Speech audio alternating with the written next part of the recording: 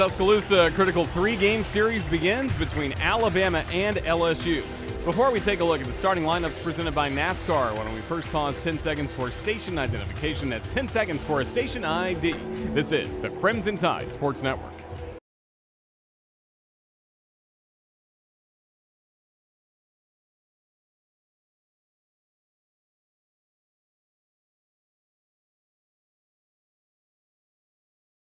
Welcome back to Sewell Thomas Stadium on campus at the University of Alabama here in sweet home Tuscaloosa. This is Roger Hoover with you from the home radio booth. Our video producer tonight is Ethan Carabin. We have the booth cam live and running on all CTSN social media platforms. Hello to everybody watching on the Country Financial booth cam. Again, we appreciate our friends at Country Financial for the booth cam. And then back at our Learfield studios, Austin Molkin is producing this ball game.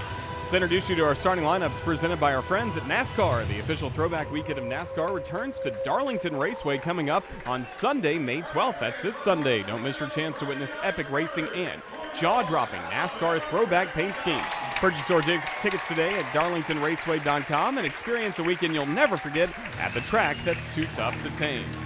Take a look at the starting lineups for the Alabama Crimson Tide and the LSU Tigers. First of all, it's Greg Ferrone on the mound as he is ready to go for some warm-up tosses for this top of the first. It'll be Ferrone, 4-2 on the season, making his 13th start of the year. A 4-2 record, as I mentioned, a 4.07 ERA. 55 in the third innings. He has given up 25 runs, all earned on 52 hits, 18 walks, 57 strikeouts for Ferrone. Here's the lineup he'll face for the LSU Fighting Tigers. Leading off at third base, Tommy White. Jared Jones at first base, batting second. Josh Pearson, the left fielder, batting third. Hayden Travinski is the DH. Travinski batting in the cleanup spot for the Tigers. Ashton Larson in right field, batting fifth. Batting sixth and at third base shortstop for LSU, Michael Braswell. Then Stephen Milan is the second baseman, batting seventh. Paxton Kling, the center fielder, batting eighth. And batting ninth to round out the lineup is the catcher, Alex Milazzo. All facing Greg Ferrone on the mound for the Alabama Crimson Tide. The lefty stands at a tall 6'6", 240 pounds. This senior from the state of New York. Originally went to Herkimer College, then Louisville, and now he makes Alabama his home. Gorgeous night for baseball here in Tuscaloosa. 81 degrees. The temperatures are ready for the first pitch. There is sunlight on most of the outfield and the infield dirt in between first base and third base, but the batters will completely be in the shade as we start this game. And for a brief moment, especially with Ferrone standing at a tall 6'6", the ball will be in sunlight when it leaves his hand and quickly go to shade. So always in a spot like that, advantage to the pitcher.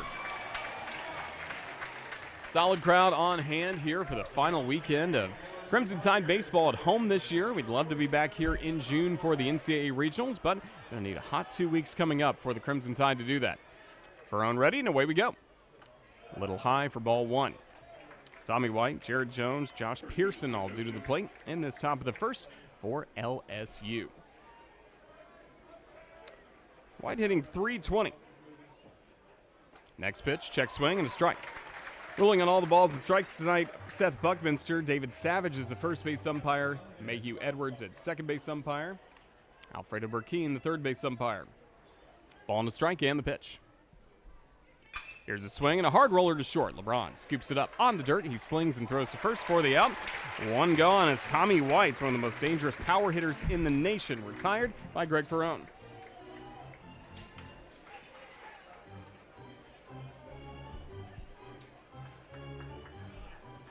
Now it's Tommy White retired. Here's Jared Jones to the plate. All the umpires wearing black polo shirts with gray trousers, black shoes, and black caps on this Friday here at the Joe.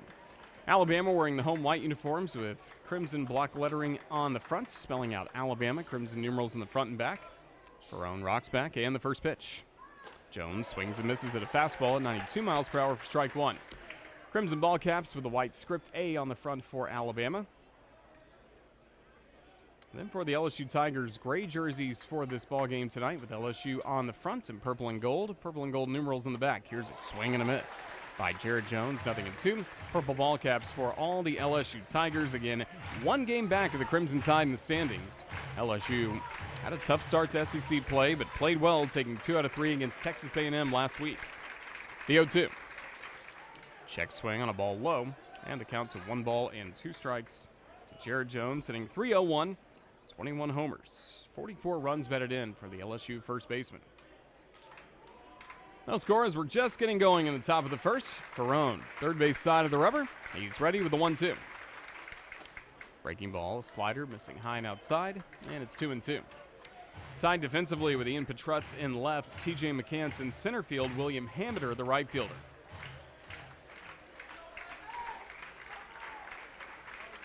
Now the 2-2. Swing and a fly ball going high and deep in the air to center. Ranging back on this is McCants, but he can only watch as this one is gone. Solo home run for Jared Jones, his 22nd homer of the year. He's given the Tigers an early 1-0 lead, top of the first in Tuscaloosa.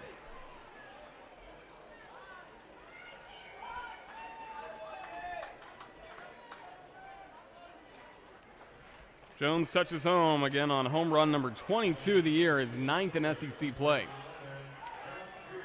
Now Ferrone will focus on Josh Pearson. One gone, nobody on base. Now LSU in front by a 1-0 score.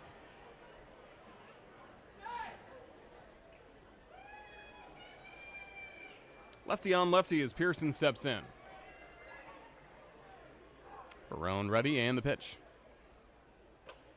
Slider on the inner half of the plate, ruled a strike.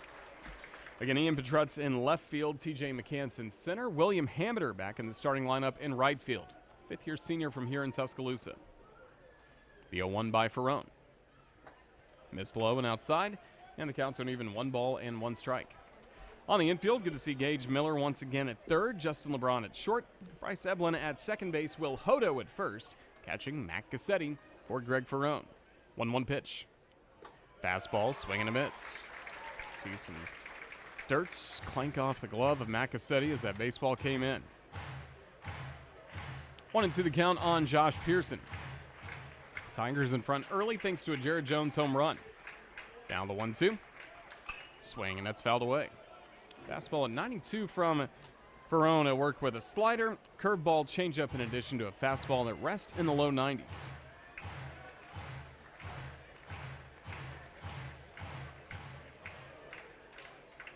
Bases empty, 1 gone, the 1-2. Breaking ball, a slider ran too far inside, a slight bend to the shoulders by Pearson, but no check swing. 2 balls and 2 strikes. Pearson with 6 homers, 20 runs batted in for LSU. 2-2 pitch. Low for a ball. 3 balls in, 2 strikes on Pearson. Crimson Tide glad to be back at home. Last time Alabama was here, you have to go all the way back to April 23rd against Samford, and then the last SEC game, the 20th against Texas A&M. Here's a swing, and that's popped foul and out of play. Stays at 3-2. Alabama has enjoyed a home field advantage this year, 20-7, and the Crimson Tide in SEC games at home, 7-5. That's compared to a 3-9 mark on the road.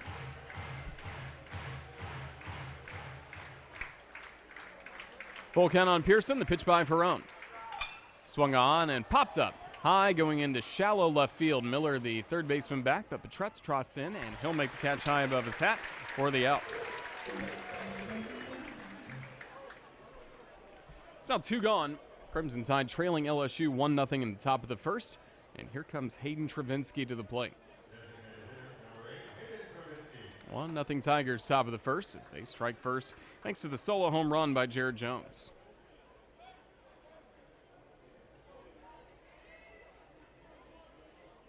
Now the pitch. Curveball runs high and inside to the righty batter for ball 1. Travinski, a veteran on this team. Now a senior, his numbers at 284, 14 homers, 45 RBI. 1-0 the count and the pitch. Bounces in the home plate. Changeup missed low, and the count at 2 balls and no strikes to Travinski. Remember the Tigers national championship team a year ago. Seen his ups and downs catching or being a DH in an LSU uniform. 2-0 and the pitch. Breaking ball over the plate for a strike, the slider. Lower inside corner to make it 2-1 on Travinski. Base is empty with 2 gone. LSU leading by a 1-0 score, top of the first. 2-1 pitch. Fastball hit on the ground to the second baseman. To his left, Eblin's got it, slings the ball to first for the out, and the inning is over. Damage done for LSU with one out. A solo home run by Jared Jones, the early difference in this ball game. We move to the bottom of the first in Tuscaloosa. It's LSU 1 and the Crimson Tide to the plate when we return. This is the Crimson Tide Sports Network from Learfield.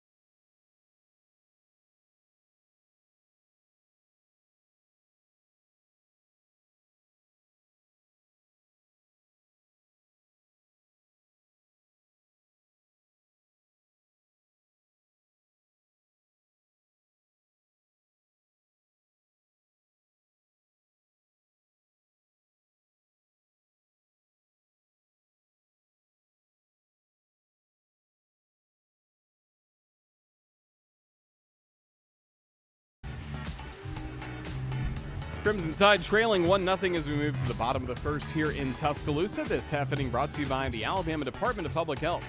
Crimson Tide fans reminded to stay up to date with all recommended vaccinations, including COVID-19, flu, and RSV. So don't wait. Vaccinate. Visit alabamapublichealth.gov/IMM today to learn more. Crimson Tide will have Gage Miller, Ian Petrutz, and Justin LeBron all due to the plate in the bottom of the first here at Sewell Thomas Stadium, where tonight the first pitch of this ball game is thrown out by the head football coach for the University of Alabama, who joins us now in the booth, Kalen DeBoer. Roll Tide. Great first pitch. Roll Tide. Thank you. Yeah. As long as you're not making a meme somewhere out there, it's a positive, right? So it wasn't in the dirt and it wasn't over his head, so I guess we're good. I know you were getting ready for your golf game earlier in the week. Did you throw a lot of pitches or no? Try to get ready I tonight? haven't touched a baseball. That was the first one. I'm going in. At least, you know what? At least you're not overthinking it. You just grab a baseball and walk out there and let it rip. Absolutely. A fine job. We'll see Gage Miller again lead off this bottom of the first as we visit with Coach DeBoer. LSU with a 1-0 lead in the bottom of the first against the Alabama Crimson Tide. And the first pitch to Gage Miller on its way. Well, speaking of the golf game, how'd you enjoy everything in Birmingham at the Regions Tradition Pro-Am on Wednesday?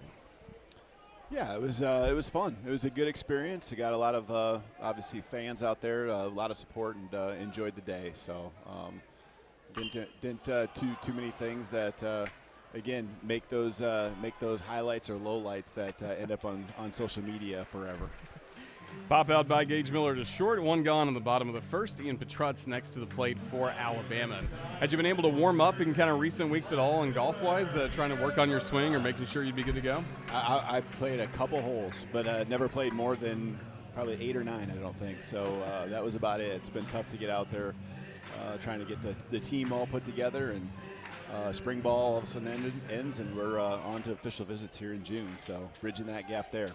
It's going to be a really exciting time. Ian Petrutz swings and a high chop to the second baseman, just past him, rolling into right center field, and Ian Petrutz is aboard with a one-out single. Well, do you like baseball? Love you a huge baseball fan? Love it. Got to play a couple years in college, not the first couple years, but the last 3, and love the sport. I always tell people I know just enough to be dangerous, so can kind of act like I know what I'm talking about when I'm talking. My daughter plays softball, and so but I try to stay out of that in that way. But it's I love the sport. Here's Justin LeBron to the plate with Petrutz at first, one gone. Alabama trailing 1-0 in the bottom of the first. Swing and a miss on a fastball to Justin LeBron. Well, we saw your first pitch. Alden Davis' second got to catch the pitch. You got to interact with a lot of Crimson Tide baseball players. Have you gotten to see this team much or interact much with Coach Vaughn in your time here? Yeah, Coach Vaughn's great, and he's been on the road a lot, but we've had a couple different staff meetings and times where we cross paths and get a chance to talk, and got a chance early in the season to get out here twice on some Saturdays for just a few innings in between unofficial visits and so forth, spring practices. So this will be the first probably full game I'll get a chance to see. That's outstanding. What is the focus for you? You mentioned some things coming up in June, but what are you and your staff working on the most right now? The staff's on the road recruiting. A lot of evaluation. This is that evaluation period, which goes through the month of May. Ground ball to second. Milam's got it on to Braswell. The throw to first, beating it out is LeBron, so the inning will continue. Trout's out at second. Now LeBron at first with 2 gone for Will Hodo. Crimson Tide trailing LSU by a 1-0 score. Yeah, and just they're out, and we're trying to, we met again. They come back usually on a Thursday night or early Friday morning, and kind of went through our final academics, wrapping up the semester, which was great. Our academic staff are a bunch of rock stars, and our guys did an awesome job in the classroom. But we're getting ready for, all the official visits we have in June, and so making sure we're all on the same page with who's getting those final looks and when those visits are happening. Last time you and I had a chance to catch up, it was at Baumhauer's head coach, and that was leading into the NFL draft. Just how enjoyable was the draft of those 3 days, seeing, I believe, 10 players from Alabama and 10 from your previous school, Washington, see their dreams come true? Yeah, it was a lot of fun. It's the most attention I've paid. I didn't get to see a lot of it, but I was constantly getting the updates and got the inside scoop from a few scouts that are out there giving me a heads up on when they're going, and so I'd try to get to a TV to see the reaction and be able to connect with the guys that I'm so excited for, both here at Alabama and at Washington. Hodo strikes out as this bottom of the first will come to a close. Can you stick around for another half inning, please? Yeah, no problem. Awesome. That's the head coach of the Crimson Tide football team, Kalen DeBoer. He joins us here at the baseball stadium, 1-0 LSU leading Alabama as we move to the top of the second here on the Crimson Tide Sports Network from Learfield.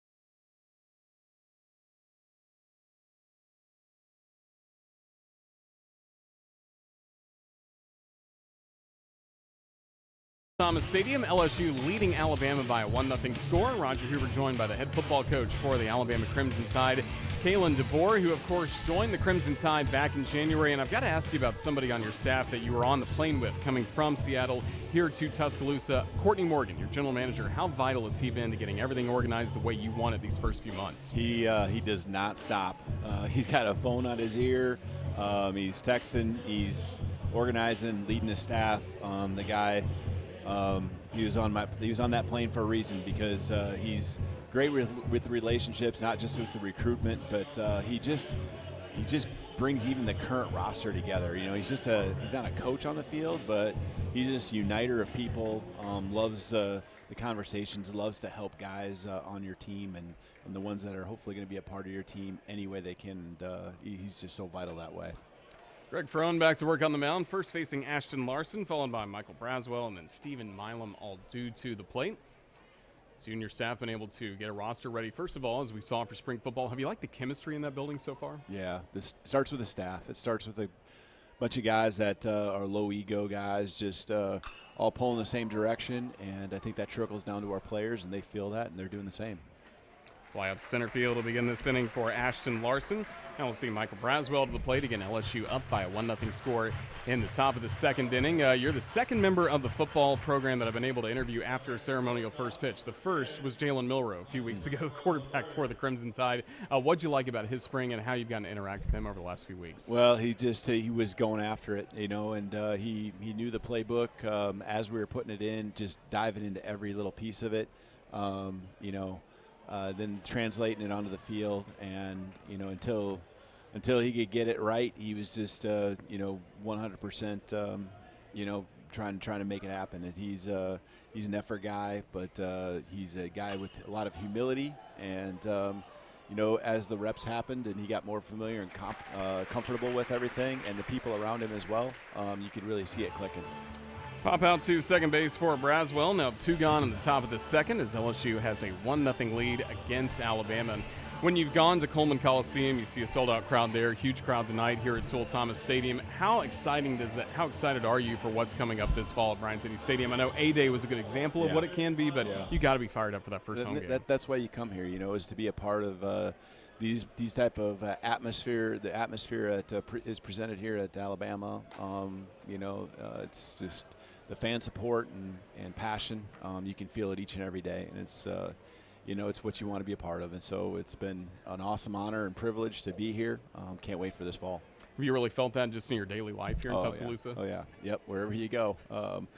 Have some cool stories. Some probably just can't share over the radio, but, it's all good. And my family and my family just got here actually late last night. And even up here in the press box, my wife was just commenting, trying to walk through the hallway. And she thought she could probably slide through there a little bit, and I told her to get somewhere, and it took her a little longer than she was planning. So it's all good, and they enjoy people, and so it's going to be awesome having my family here and part of the community.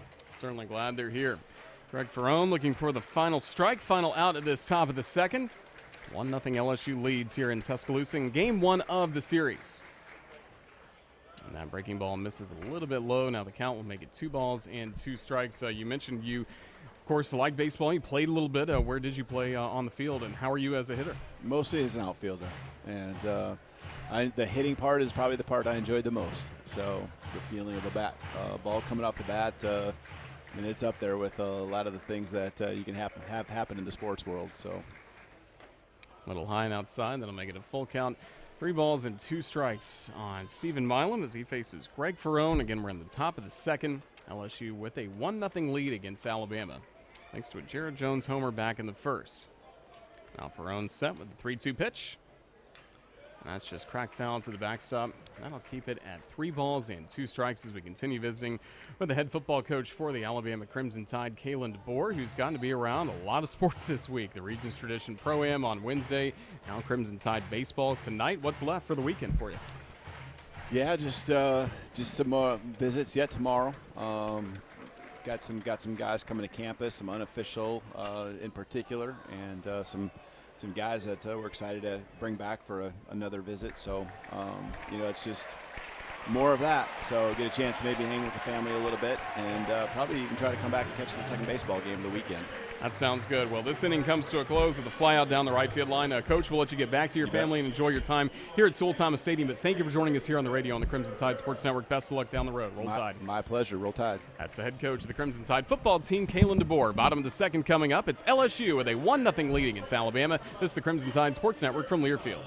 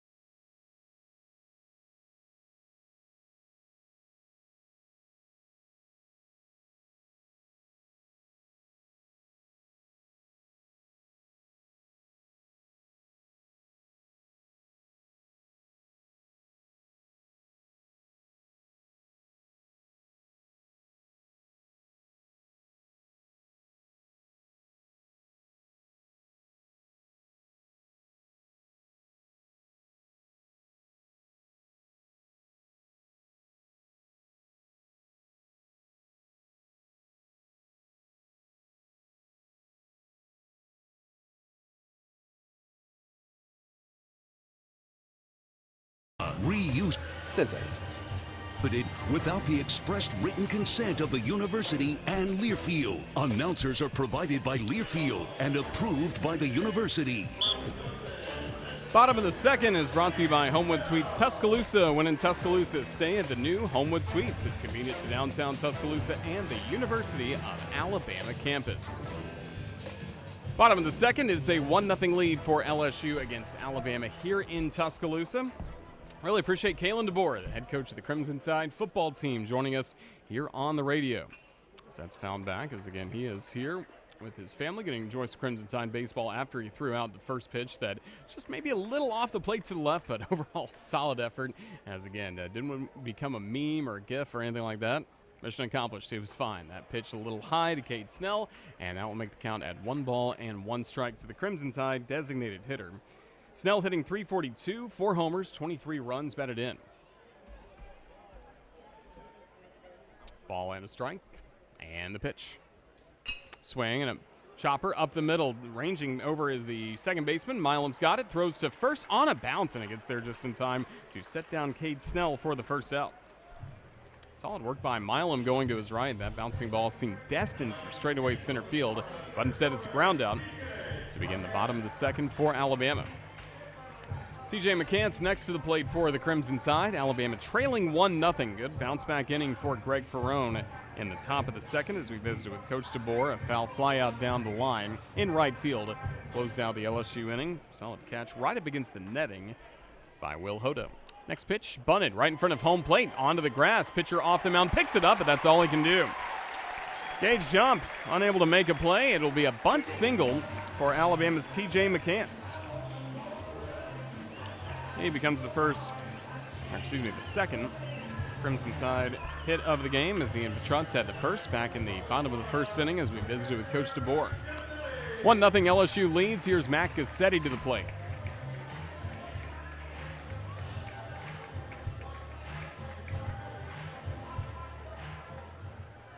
Lefty versus righty. Gage jump on the mound. A look at first and the pitch. Fastball, strike, lower outside corner. 0-1 to the Crimson Tide catcher, who's been surging in SEC play. He's got a .328 average, 4 homers, 36 runs batted in.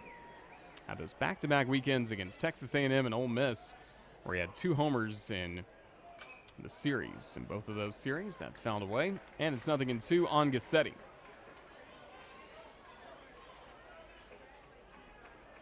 McCants at first with 1 gone. Crimson Tide trailing by a 1-0 score in the bottom of the second.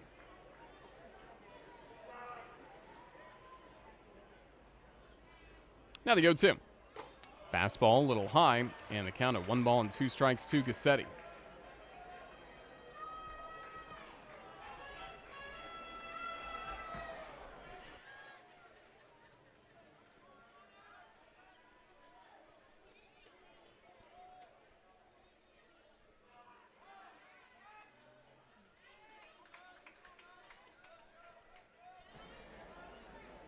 Ball and 2 strikes on Gassetti. A look to first by jump. Ultimately, no throw at TJ McCants, who does lead Alabama with 13 stolen bases this year. 1-2 the count. And the pitch. Swing and a foul tip held onto by the catcher Milazzo. Gassetti frustrated as he strikes out and becomes the second strikeout victim of the night for LSU starter Gage Jump.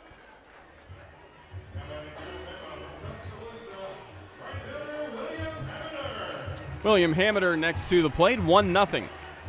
The LSU Tigers leading in the bottom of the second. A good ovation for Hameter. 5th-year senior out of Tuscaloosa's Northridge High School. What a game he had on Tuesday. His first multi-homer game, hitting 2 homers at Troy. Game the Crimson Tide won by just a run, 7-6. Throw to first, runner back in time.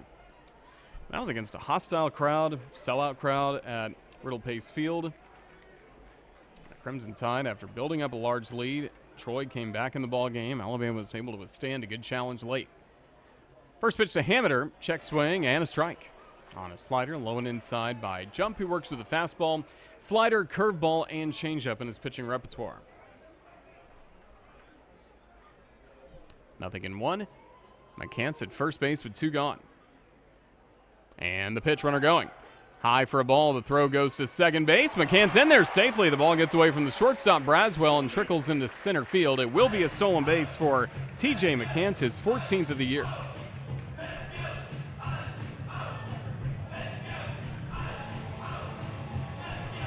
Tying run in scoring position with 2 gone. We're in the bottom of the second. LSU with a 1-0 lead against Alabama.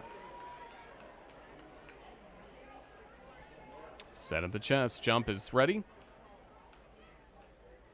And the 1-1. Breaking ball lifted high in the air down the left field line into foul territory. White coming over, Pearson coming over, and that'll go just beyond the first 6 rows of seats down that left field line and out of play. Ball and 2 strikes on William Hameter. Tigers 1, Crimson Tide nothing in game 1 of the series. Crimson Tide swept last year against the LSU Tigers in Baton Rouge. 8-6 the first game, 12-8 the second game, and then 13-11 in the final game against the eventual national champion. We'll look back at second and the 1-2. A spin and a lob throw to second. And McCants back in standing up.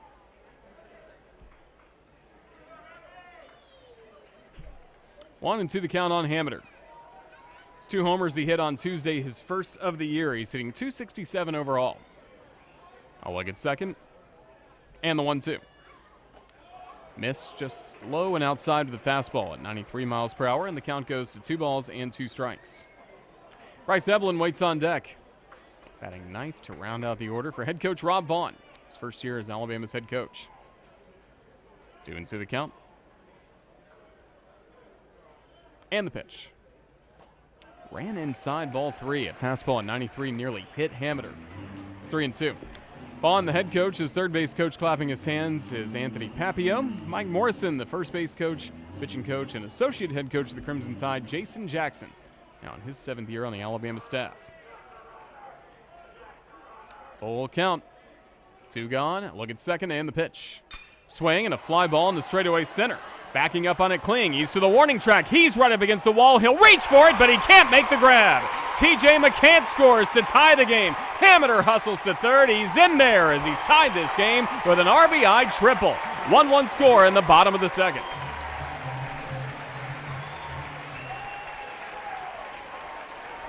Concern for LSU for Paxton Kling, the center fielder who tried to make that catch right up against the wall and then had a hard tumble onto the warning track dirt. Laid there for quite a while as McCants scored, and then Hameter picks up his 2nd triple of the season for the Crimson Tide. So the decision to keep him in the lineup pays off once again.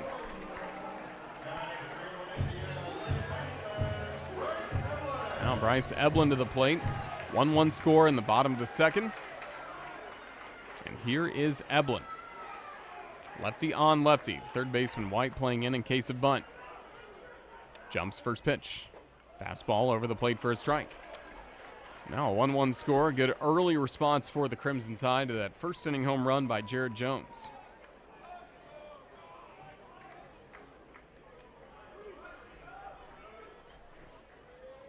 Now the 0-1.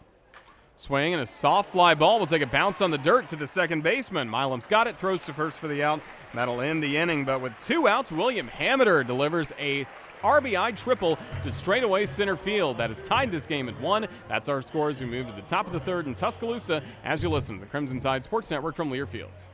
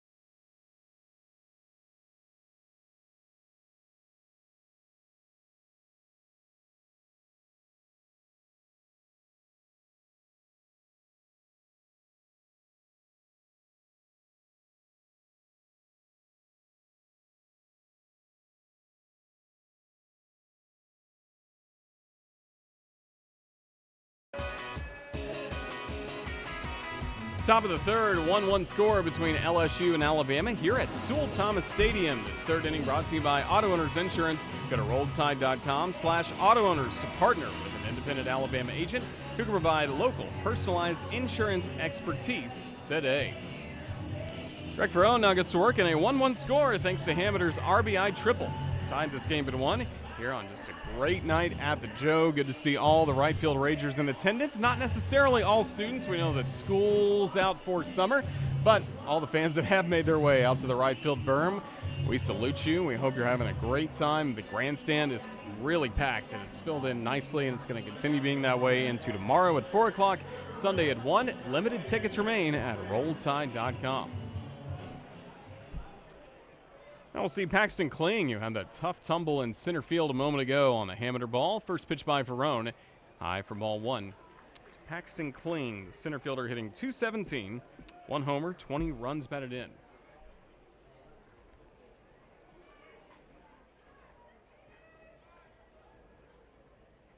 Now the 1-0 pitch. Over the plate for a strike, and the count evens to 1-1 on Kling. Kling a .217 average overall, but in SEC play hitting .290 for the Tigers. Ball on the strike and the pitch. Swing, and that's fouled away. Just down the third base side, 1-2 from Alabama's Greg Ferrone to Paxton Kling. 1-1 the score, top of the third. Ferrone leading Alabama in innings pitched. Second in strikeouts with 57, second behind Ben Hess. We'll see Hess take the ball on Sunday. Zane Adams will get the start coming up tomorrow for the Crimson Tide. A little bit of extra time for Kling as he tries to walk off that last foul ball. Now he makes his way back in the right-handed batter's box.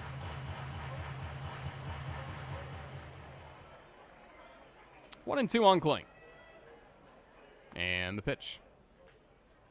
Swing, and that's fouled straight back. It'll be a ball and 2 strikes still to the LSU center fielder, followed by the catcher Alex Milazzo, then Tommy White, due up third. One of the most dangerous power hitters in college baseball. 1-1 score, top of the third. Ferrone ready with the 1-2. Swing and a fly ball going into right. A few steps in for William Hameter. He's up with it and makes the catch for the out.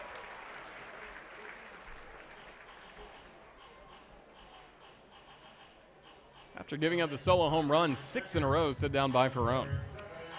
Last start for Ferrone certainly was his toughest last Friday night, as of course Alabama was battling the food poisoning that really went throughout the entire team, and some players started to show symptoms on Friday. Not sure where Greg Ferrone fit in that equation, but he had his toughest start against Mississippi State. Fastball for a strike, lower outside corner. He only worked 3 innings, gave up 7 runs, all earned on 7 hits. Gave up 3 homers in that game. Most amount of runs, homers he had given up in a start all year long. Now the 0-1. Called strike. Lower outside corner, 0-2 on Alex Milazzo. Catcher for the Tigers hitting .274, no homers, 8 runs batted in. 1-1 the score, top of the third. Now the 0-2. Swing and a fly ball deep down the right field line, but slicing foul. And your group of kids on the grass berm down that right field line, getting prepared for Hoover in 2 weeks. I'll receive plenty of airtime on the SEC network, tracking down fly balls on the berms at the Hoover Met. Now the 0-2. Swing and a bouncing ball to shortstop to his right. LeBron's got it, slings the ball to first for the out.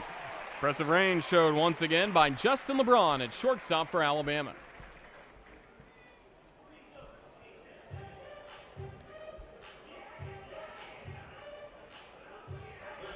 For a while, it wasn't looking good for LSU to try and make it to Hoover for that SEC tournament that's coming up in 2 weeks. A few weeks, the projected 2 teams out would be LSU and Auburn. The Tigers of Auburn certainly still projected out, only 4 wins in league play. Lowest in the league. First pitch to Tommy White, low and outside for a ball. Right now, Missouri would be the other team on the outside looking in of the SEC tournament. Tigers 7-17. Then you have LSU and Ole Miss, the 2 next closest teams at only 9 wins. Pitch high and off the plate, and it's 2-0. But again, LSU's played much better baseball of late. They've got 8-2 in their last 10 games and took 2 out of 3 last weekend against Texas A&M. 2 balls and no strikes the count to White, who had a ground out first time up. Next pitch on the way. Strike. Lower inside corner, and it's 2-1. Ground out to short for White, his first trip to the plate. But the Tigers only one game back of the Crimson Tide in the standings. 2-1. Swing, and that's fouled away.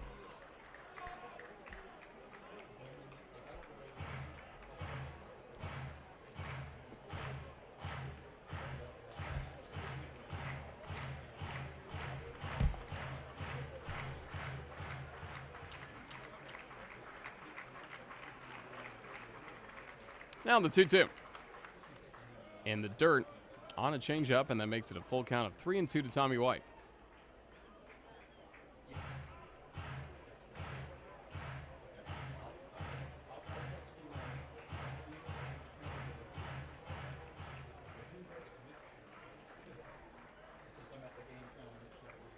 Payoff pitch.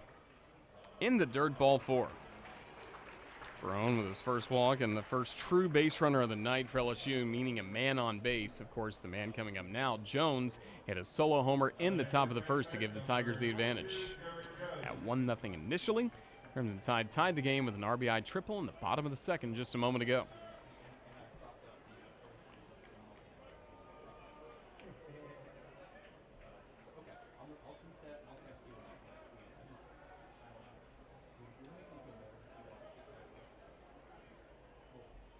Now Ferrone steers at first and the pitch. Jones takes low for ball 1. Jared Jones, sophomore out of Marietta, Georgia. Second-team freshman All-American a year ago. Hit .304 with 14 homers and 45 RBI. He's already improved on that this year. He's now tied his RBI mark from a year ago. Certainly more home runs with 22. That pitch over the plate, fastball for a strike at 92 miles per hour. 1-1 the score in the top of the third. 2 out walk puts White at first. Ferrone looking there, and the pitch in the dirt on a changeup, and that makes it 2 balls and a strike to Jared Jones.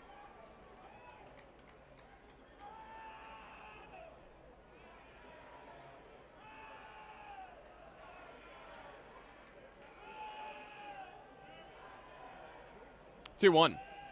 Outside, missing for ball 3. 3-1 to Jones.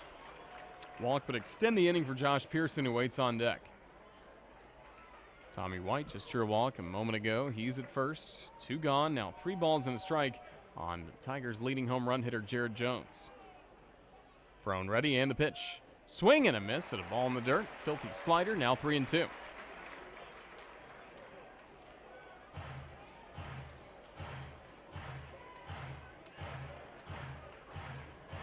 Wind blowing out to right center. Ferrone gets set, and the payoff pitch. Swing and a hard bouncing ball, fair up the third base line, down the left field line, and going into foul territory in the left field corner. Tommy White hustles past third, gets the wave. Here comes the throw. It's short, and White will score. It's a 2-out RBI double by Jared Jones. Now the Tigers back in front in Tuscaloosa by 2-1 score, top of the third.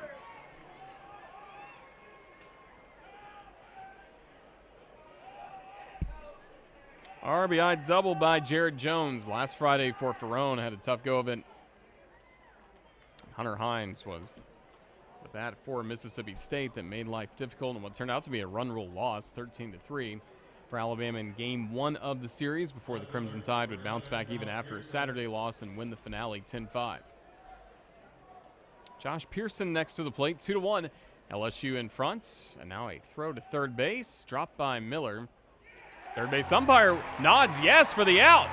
Tommy White never touched third. That'll close out the inning. So the Crimson Tide are able to keep LSU off the board. Jay Johnson will come out, the head coach for the Tigers, and speak with Seth Buckminster about that play. But Crimson Tide wisely saw in the dugout on the third base side that Tommy White never touched third base, and that'll keep this a 1-1 score. LSU doesn't score in the top of the third. Bottom of the third coming up. It is a 1-1 game between LSU and Alabama. This is the Crimson Tide Sports Network from Learfields.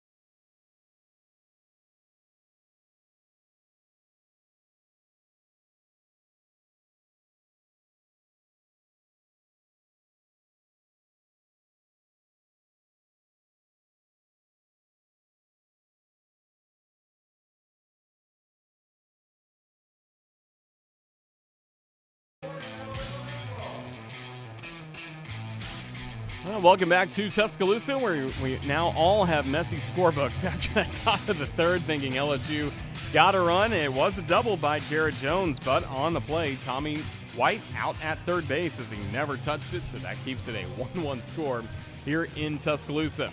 Again, hello to everybody watching on the Country Financial Booth Cam. If you missed it a moment ago, in the bottom of the first to the top of the second, we were joined by the head coach of the Alabama Crimson Tide football team, Kalen DeBoer, and thanks to technology, thanks to our hardworking video producer, Ethan Carabin, we already have his conversation out on Twitter and X. Just follow us at UA_CTSN. We'll have it on our YouTube channel archived as well as a separate post, but make sure you go check it out. Kalen DeBoer getting to join us here on the radio. Really cool to see that after he threw out the ceremonial first pitch for tonight's ball game between Alabama and LSU.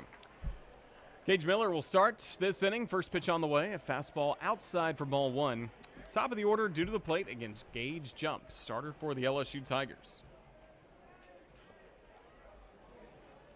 Miller, a pop out to short. First trip to the plate. Now the 1-0. Bends in for a strike, and the count will go to 1 ball and 1 strike on Gage Miller. Miller played halfway on Saturday and ultimately did not play last Sunday against Mississippi State. 1-1 pitch. Swing, and that's fouled back just over our heads onto the front facade and bouncing right to a scout right behind home plate. White-haired gentleman right behind home, and he'll give the baseball to a fan, it looks like. Member of the rally crew, and then they'll pass it on to, or member of the promotions team, he'll pass it on to hopefully a younger fan. 1-2 the count. Gage Miller and the pitch. Swing and a bouncing ball to third. White's got it. He will throw to first for the out to set down his counterpart, Gage Miller. So 1 gone. We're in the bottom of the third. 1-1 score between LSU and Alabama. Now Ian Petrutz to the plate in a 1-1 game. Really heads up by the Crimson Tide dugout, realizing that White did not touch third. He was getting frantically waved in by his third base coach. And probably in that rush to get around third base, come home. Just forgot, key part of baseball, you got to touch every base. That pitch missing low. Fastball at 93 to Ian Petrutz. Single for Petrutz, his first time up, one of Alabama's 3 hits. Here's the pitch. Check swing on a slider. That's a little low, and it's 2 balls and no strikes to Petrutz.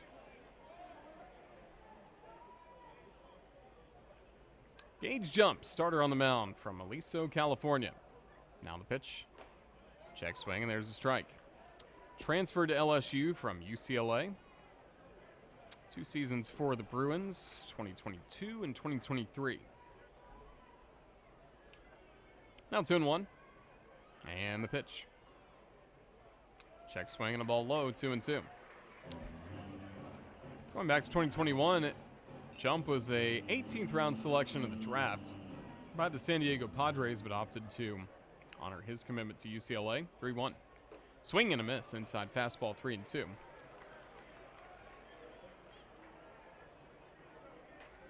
Now with the LSU Tigers, he had to battle back from missed time with injury a year ago. 3-2, and the pitch to Petrutz. Swing and a foul tip, held on to by the catcher, strike 3.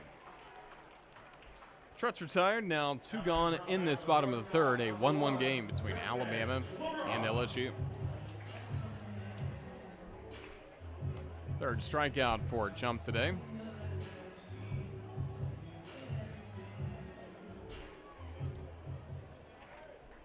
He faces Justin LeBron. First pitch, swing and a miss for strike 1. Last time out for Jump against Texas A&M and Baton Rouge, gave up 3 runs, all earned on 6 hits, no walks, 4 strikeouts. Been a pretty good control pitcher all throughout the year. 0-1. Breaking ball for a strike, lower outside corner. The slider makes it 0-2 on LeBron. LeBron reached on a fielder's choice last time up. 1-1 game, bottom of the third. And the 0-2. Fastball fouled away down the right side. It'll stay 0-2. Prior to that, Jump had really good results in back-to-back starts against Auburn on April 26th and then the week before against Missouri. Combined 14 innings, only giving up 1 run on 5 hits. Gets better for him. Here's the 0-2. Inside for a ball. Combined 14 innings in those 2 starts. 1 walk, 20 strikeouts. That's really, really good. He had a 14 strikeout game at Mizzou. 1-2 the count and the pitch. Low and inside. That evens the count at 2 balls and 2 strikes. So with those 14 strikeouts, he was named the SEC Pitcher of the Week. He had a 7-inning complete game win and a run rule victory for LSU. 2 outs, no one on base for the Crimson Tide. 1-1 game. Here is the 2-2 pitch to LeBron. Breaking ball, swing and a miss, strike 3, and that'll close out the inning. Back-to-back strikeouts for Jump, who's up to 4 strikeouts here today in 3 innings in Tuscaloosa. Middle innings coming up. We go to the top of the 4th. It's LSU and Alabama tied at 1. This is the Crimson Tide Sports Network from Learfield.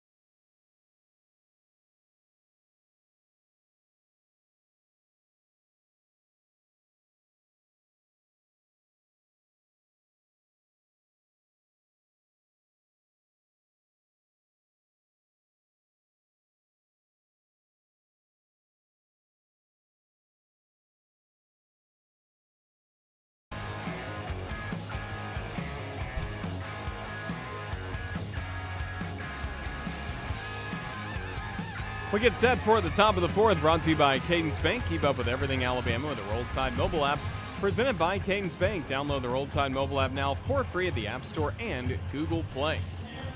Well, Greg Ferrone back to work in what is still a 1-1 score. So crazy ending to that last inning, as again Jared Jones picked up a double, but there was an out recorded at second base to close out the inning. Officially, it is scored again for the Tigers, actually the 3rd. Jones doubles down the left field line. White went to 3rd, then was out at 3rd, unassisted on appeal. So that's how you scored that. Just 5 UA after White thought he crossed the third base bag, scored, but ultimately didn't touch 3rd. Wise appeal by the Crimson Tide. You rarely see that work out. And also, a little surprising, Jay Johnson maybe got intel from his dugout. White didn't touch 3rd. Here's the first pitch to Pearson. That buzzes inside, missing for ball 1. Maybe he knew as well, or maybe White told him or said, you know what, probably didn't touch 3rd. 1-0 the count. And the pitch to Pearson. Ferrone paints the outside corner with a strike. A good slider, lower outside. Part of the plate to Pearson, and what's a lefty-on-lefty matchup. Pop out to left for Pearson, his first trip to the plate. Ball on a strike and the pitch. Missed inside. Slider a little too far into Pearson, and it's 2-1. Ferrone and the batter now completely in the shade. Still a pocket of sunlight on the infield dirt just to the left of second base, right where Justin LeBron is standing, the shortstop. Here's the 2-1. Swing, and that's popped high and fell down the left side. It'll be 2-2. And then William Hamiter in right field, mostly in the shade. He'll run into a few pockets of sunlight. Tough sun of the moment for Ian Petrutz in left and TJ McCants in center. 1-1 game, top of the 4th. Lid lifter of the series between the Tigers and the Tide. Here's the 2-2. Fastball high, shoulder width high to Pearson, and it's now 3-2 on a 90-mile-an-hour fastball by Ferrone. Ferrone, Adams, and Hess, the rotation once again for Alabama. 3-2 and the pitch. Swing and a line drive into center, running in and to his right. McCants now moves back and on the run. He'll chase this one down, make the grab for the out. Interesting route for McCants, but a lot of that influenced by the tough sun he's dealing with in straightaway center fields. In and back into the right, and he made the catch.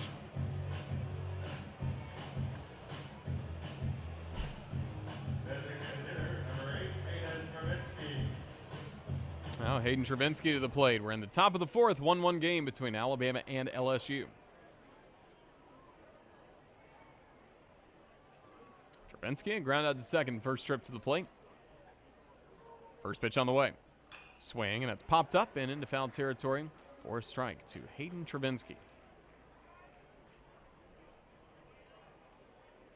Final home weekend at the Joe.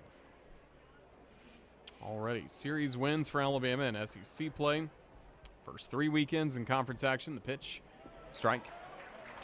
That's against a team that's now ranked number 1, Tennessee. At the time, the Vols were ranked 6th in the country when Alabama took that series, winning the last 2 games of that series back in mid-March. Here's the 0-2. Here's a swing and a miss, strike 3. Ferrone with a strikeout, 2 gone in the top of the fourth. First strikeout for Ferrone today. Then the Crimson Tide, after being swept at Georgia, came home against a good South Carolina team, ranked 10th in the country at the time. Also took 2 out of 3, won the first 2 games to claim the series. First pitch to Larson. Lefty on lefty, it clipped him on the right hip. Hit by the pitch, Ashton Larson. That will continue this LSU top of the fourth. The shortstop, number 10, Michael Braswell III. 1-1 the score between LSU and Alabama.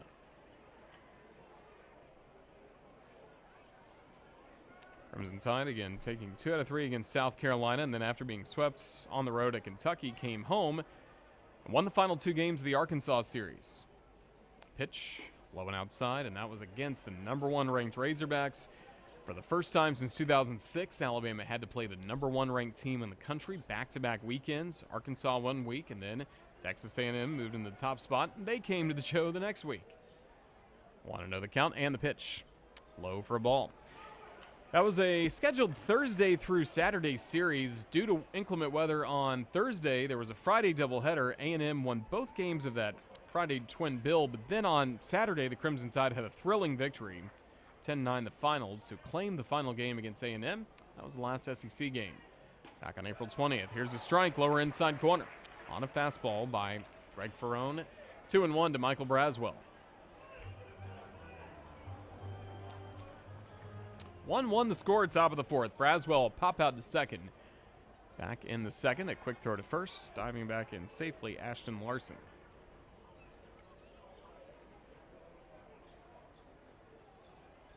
So again, it's been a good home field advantage. 3 series wins, 1 series loss in SEC play. Now this final one against LSU. Pitch low and inside, and it's 3-1, and this will be the only time Alabama's at home in the month of May. Already has started with the 3 games in Starkville, the 1 game earlier this week against Troy. Next week, it'll be Thursday through Saturday down on the plains at Auburn. 3 balls and a strike, and the pitch. Swing and a slow bouncing ball on the grass, third base side. Miller's got it, then bobbles the ball, trying to get it from the glove to his right hand, and reaching safely will be Braswell. It will be an infield single. Inning continues with 2 outs. Ferrone set down Pearson and Travinsky, hitters 3 and 4 in the order, to begin the inning. Then Larson hit by a pitch, and Braswell the infield single. Stephen Milam next to the plate. We're in the top of the 4th inning, a 1-1 game between LSU and Alabama.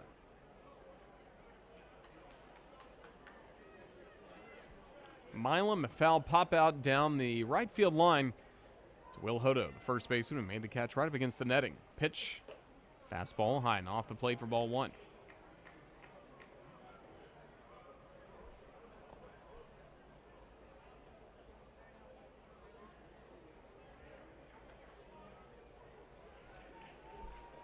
Look back at second and the 1-0. Fastball swing and a low line drive will drop into center field for a base hit. Larson rounds third. He will score on the play. The throw goes to third base and back to first. Thanks to an RBI single, Stephen Milam has given LSU a 2-1 lead in the top of the 4th. Didn't check as he was rounding third, Ashton Larson, to make sure he did touch third base, but looks like Crimson Tide, no plans to throw to third.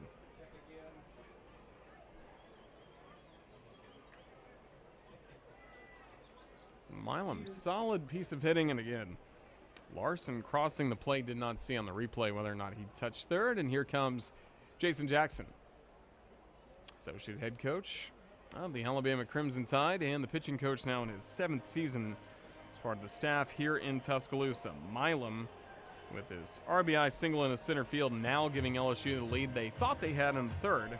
2-1 the score as the entire infield comes together. No bullpen activity for the Crimson Tide, who again are healthy. That is the main thing from this past weekend. After the stomach bug, as it was initially called, we've learned more about the food poisoning Alabama dealt with a week ago.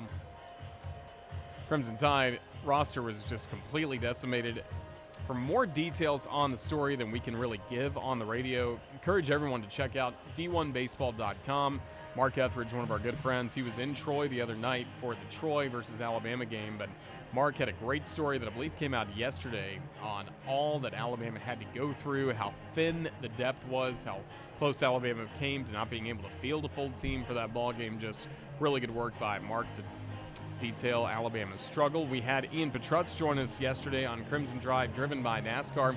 He gave us some thoughts too, and I think he had the quote of the week on all of it. He said it's the gnarliest weekend you'll ever see. First pitch to Paxton Kling, runs low and inside for ball 1. Kling, center fielder, a fly out to right field. First trip to the plate, just an inning ago in the second. This is becoming a long top of the 4th for LSU. 6 batter to the plate. Men on the corners, 2 gone, a 2-1 game for the LSU. Pitch, swing and a bouncing ball to a diving third baseman. Miller's got it, then bobbles and a run scores. No throw will be made by Miller on to first base as he will hang on to the baseball. On a hot smash to third, Milam takes second. Kling is aboard on what is going to be, I believe, a single. And yes, RBI single, so no error on the play. Just impressive that Miller stopped the baseball. As he had to dive right up against the line, laying out to his right, and then again, a tough transfer from the glove to his right hand. First pitch to Milazzo, low and inside for a ball. Back-to-back RBI singles for LSU. Milam now standing at second base, Kling at first. 2 gone, and it's become a 2-run top of the 4th. 1-0 pitch. Swing and a foul tip. And that'll make it 1-1 on Milazzo.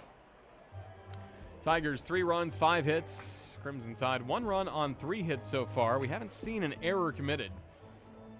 Couple plays that Gage Miller wishes he could have back, though, in this top of the 4th. And the 1-1. High and inside for a ball. 2-1 to the catcher Milazzo. He had a ground out to short. Just an inning ago in the 3rd. He now bats in the top of the 4th.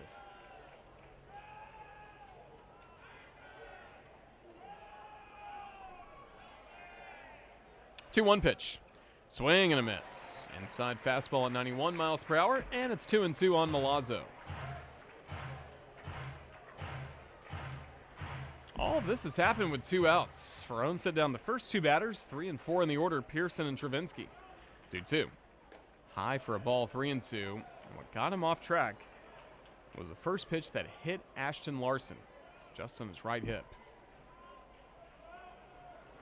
After that, 3 straight singles and 2 runs have scored. Payoff pitch. Swing and a fly ball going deep down the right field line, but foul. Into the crowd. It will stay at 3-2 on the catcher, Alex Milazzo.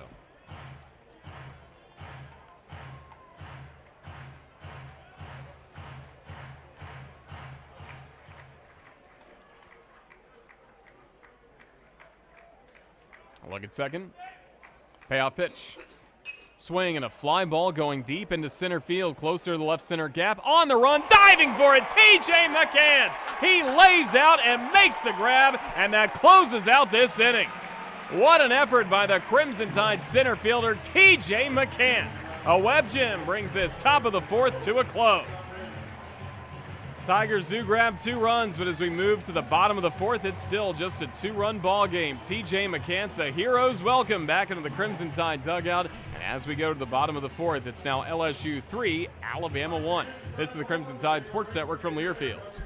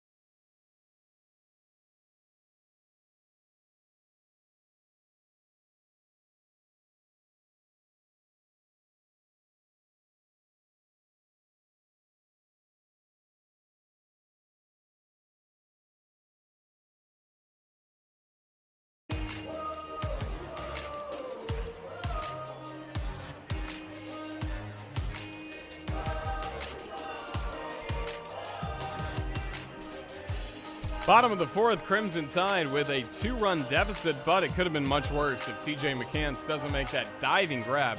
An incredible highlight to close out the top of the fourth and keep it at a 3-1 game. This half inning is brought to you by our friends at Bojangles. Download the new Bojangles app and bring the flavor to your next tailgate with chicken, biscuits, and all the fixings. All just by ordering ahead on the convenient Bojangles app, where it's bow time, y'all.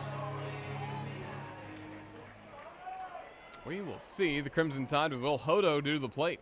Lefty on lefty against Gage jump, and the first pitch. Swing and a fly ball off the end of the bat, skied high and deep to left. Backing up on it, Pearson. He's to the track. He's to the wall. He has to play it off the wall for a base hit. Hodo glides past second. It's a leadoff double here in the fourth. Tigers eventually got the ball to third base to Tommy White, but there's a good response right away by Alabama with a leadoff double by Hodo. And that ball kept carrying and carrying. Thought it may go just over the wall for a home run, and that's kind of the way Pearson was playing it as well, as he had to really look into the sun, and then it just went right behind him on that chain link fence. He was in pretty good position to try and make that play. Here is Cade Snell tying run to the plate. Crimson Tide looking for a response. Jump a look at second and the pitch. Swing and a bouncing ball right to first. Fielding it cleanly is Jones. Only 2 steps to the first base bag for the out. It is a productive ground out, at least for Snell, as Hodo moves up 90 feet to third base.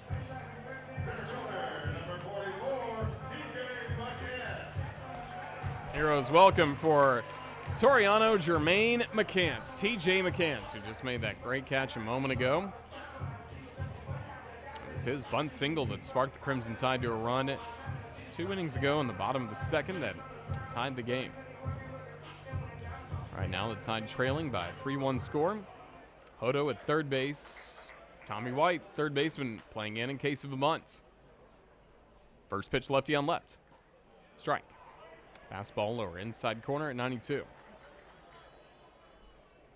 TJ McCants was unavailable for the Saturday ball game against Mississippi State. Did return for the Crimson Tide in the game on Sunday that Alabama won. Now the 0-1. Swing and a fly ball going into left, moving in and making the catch. Pearson on the run. Tagging from third, Hodo. Here comes the throw home. Head first. Hodo dives. He's safe. It's a sacrifice fly by TJ McCants. That's made it a 1-run game in the bottom of the fourth. It's now LSU 3 and Alabama 2.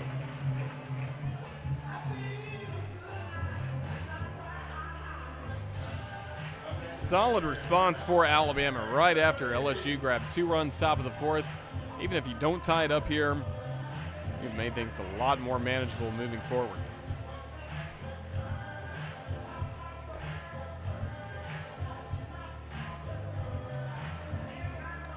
Nothing but shade covers the field as we start this at bat for Matt Gassetti. 2 outs, nobody on base. First pitch, low for a ball. Slider missing an 84. Gage jump to Mac Gassetti. Gassetti, a strikeout victim, his first time up. Struck out swinging in the second. 1-0 pitch. Off the plate. Milazzo, the catcher, did his best to try and frame that for a strike, but it was outside.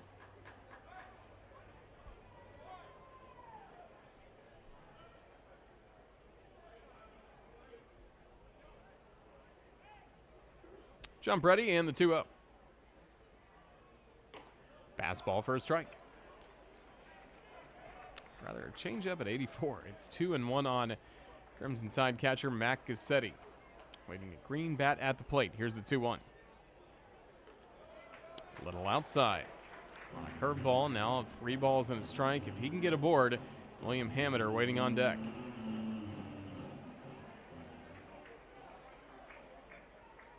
(3-1). Swing and a miss. Low fastball at 93. Full count to Gassetti. We're in the bottom of the fourth. Alabama saw the Tigers grab 2 runs top of the fourth, but McCants, great catch to cap the scoring at 2 runs in the top of the inning. He's had a sac fly in the bottom of the inning. Pitch, swing, and a line drive and a left for a base hit. Mac Gassetti will extend the bottom of the fourth with a single to left field.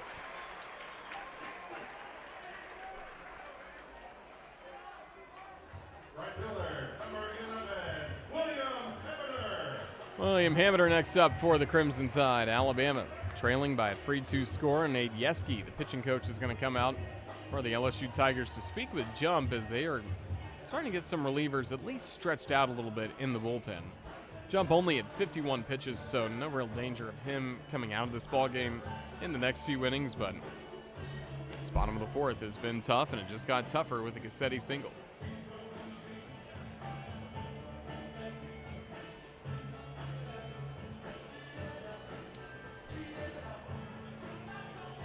Game 1 of 3 coming up this weekend. Tomorrow will be Senior Day. You want to make sure you recognize all the great seniors that have played college baseball at Alabama, if it's for 3 or 4 years or even just 1 year. I said transfers, seniors will be recognized coming up tomorrow. We had a flyover before tonight's game and a Rob Vaughn bobblehead. And the bobblehead, nobody in the stands sitting with those right now. Fans came through the gates and grabbed vouchers. So your bobbleheads can be picked up during the 7th inning of this ball game. Now, if I do see you in the crowd right now with a bobblehead, I will not report you. It's a marketing. Here's the first pitch to William Hammer coming up. Lefty on lefty. A look at first and the pitch. Low and outside for a ball. Also tomorrow, make sure you do arrive early for the cap giveaway. A Crimson Tide trucker hat design. It'll be the 3rd cap giveaway we've had this year, and also fans will claim a voucher and can redeem that voucher after the 7th inning stretch coming up tomorrow. 1-0. Low and outside. This goes all the way to the backstop. Hustling to second base, Matt Cassetti on a wild pitch.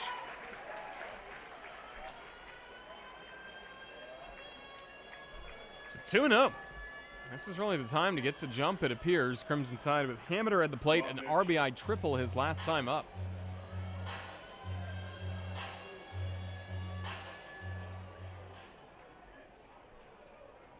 Tying run in scoring position, 2 gone. 2-0 pitch. Swing and a bouncing ball to the second baseman, just off his glove. Milam into right field. Rounding third base, Cassetti. The throw home by Larson is short. Cassetti scores standing up, and William Hameters tied this game at 3 with an RBI single in the bottom of the 4th.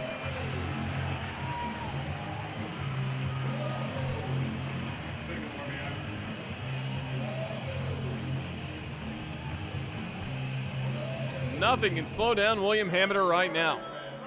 2-homer game on Tuesday at Troy. Now tonight, an RBI triple, an RBI single.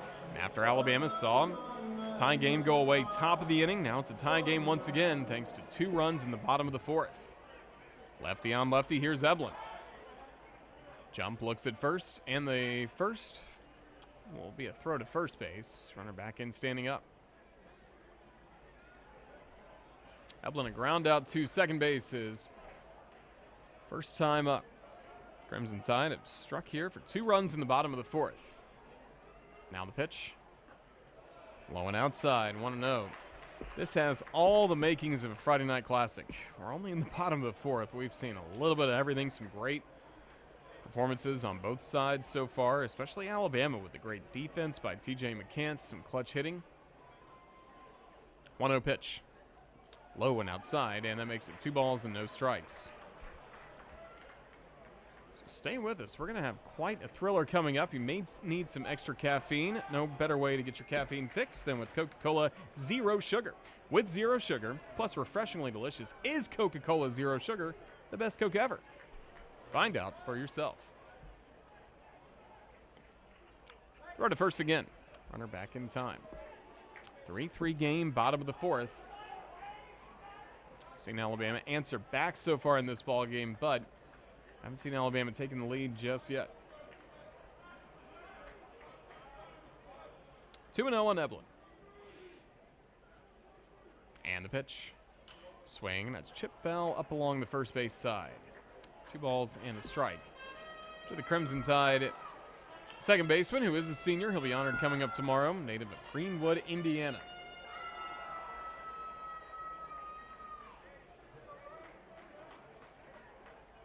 Jump laboring in the bottom of the 4th.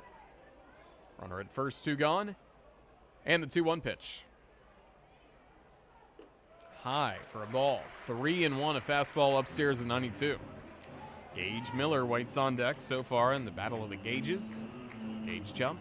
winning the first two, with Miller popping out to short and grounding out to third base.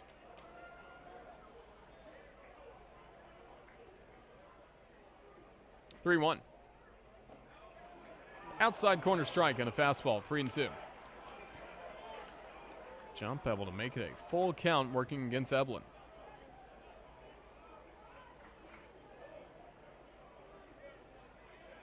Borderline on the outer half of the plate. 3-2. Payoff pitch. Swing, and that's fouled away. Late break from Hamiter with the count full and 2 gone. He's at first base, representing the go-ahead run for Alabama. Just delivered the tying run and an RBI single. 7th pitch of the at-bat coming up to Eblin. The pitch count climbing a bit to 60 for the starter Gage jump of LSU.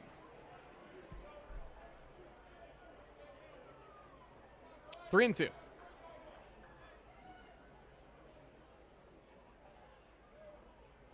And the pitch. Swing, and this is popped up. High to the shortstop. Braswell wants it on the dirt. He waits, he backpedals, he makes the grab for the out.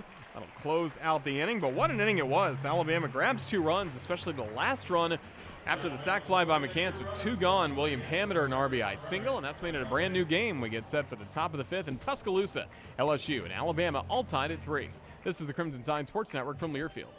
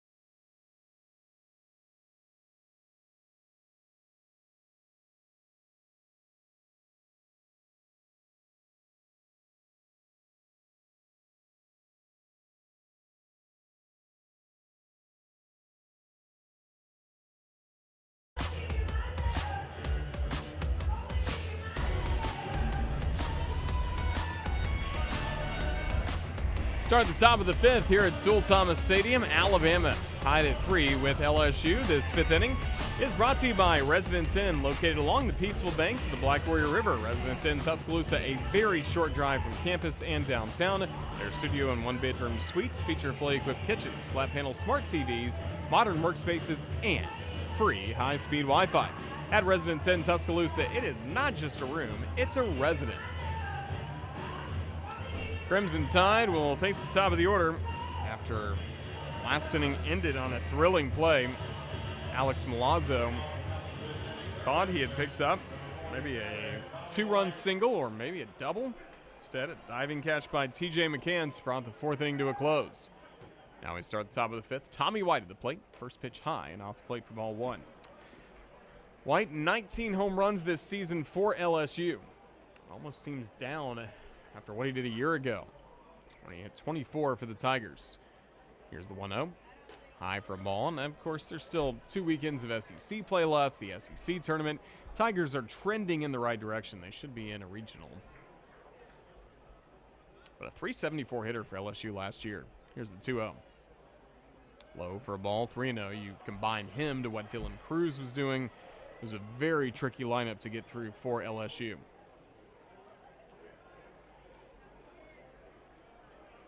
Now 3-0 the count. And the pitch. Fastball for a strike. Of course, White was already a legend in college baseball for his fantastic freshman year at NC State. Now 3-1. Here's a swing and a high, deep drive in the air to right center field. Hustling back on this McCants, but he can only watch. That'll go into the LSU bullpen for a solo homer, and Tommy White has powered out his 20th homer of the year. That's given LSU a 4-3 lead at Alabama, top of the 5th.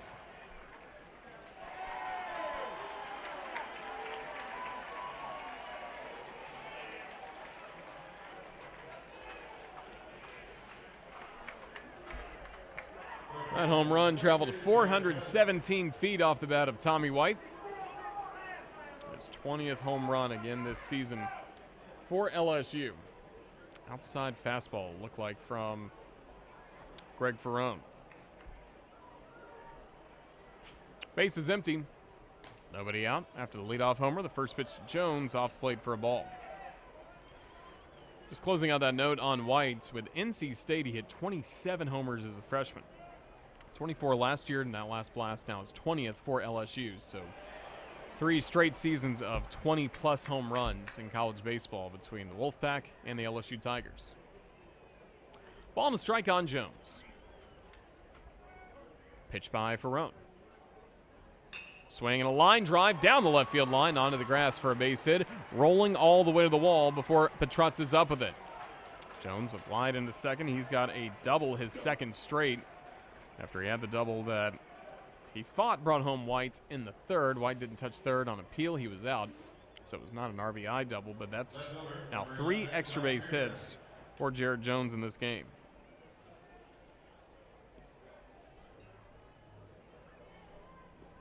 4-3 Tigers. Now Josh Pearson 0 for 2 to the plate. Next up for LSU is he'll step in from the left side.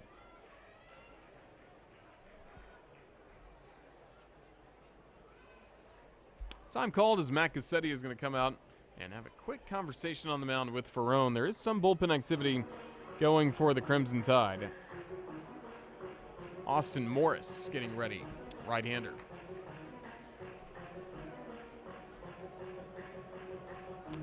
4-3 LSU leads. We're in the top of the 5th here at Sewell Thomas Stadium.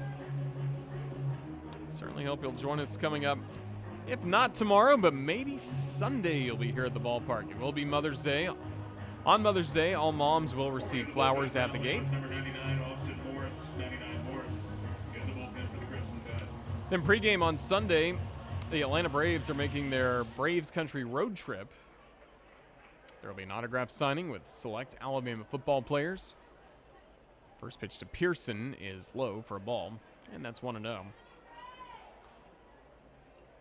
I believe the Atlanta Braves World Series trophy from 2021 will be on hand. Fans can get their picture made with that.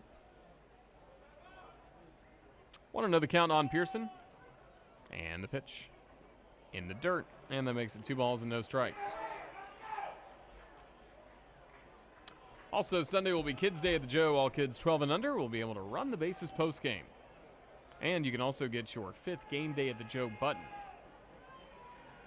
Also, the final baseball card giveaway. A lot coming up this weekend. Here's the 2-0. Pearson waves and misses that pitch. Down 2 balls and a strike. 4-3 Tigers in the top of the 5th at Sewell Thomas Stadium as we're getting into twilight skies. Still some faint sunlight on the front facade of Coleman Coliseum out beyond the right field wall. 2-1 on Pearson. Runner at second, Jones. Still nobody out top of the 5th. 2-1. Swing, and that's chopped foul of the first base side. 2-2. Hard to believe the home schedule's wrapping up. Do want to encourage each and every one of you. Find your way down to Plainsman Park next week. Let's completely fill up that campus crimson. As Alabama will take on a fledgling Auburn team for the final 3 games, Thursday through Saturday of the regular season next weekend. 2-2. Swing and a slow bouncing ball to the second baseman. Running near first base is Bryce Evelyn. Scoops it up with a glove and then a quick shovel on to first base for the out. For the first out in this 5th inning, the ground out does move up Jared Jones to third base.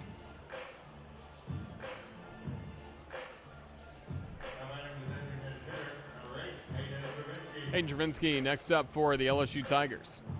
4-3 LSU leads top of the 5th.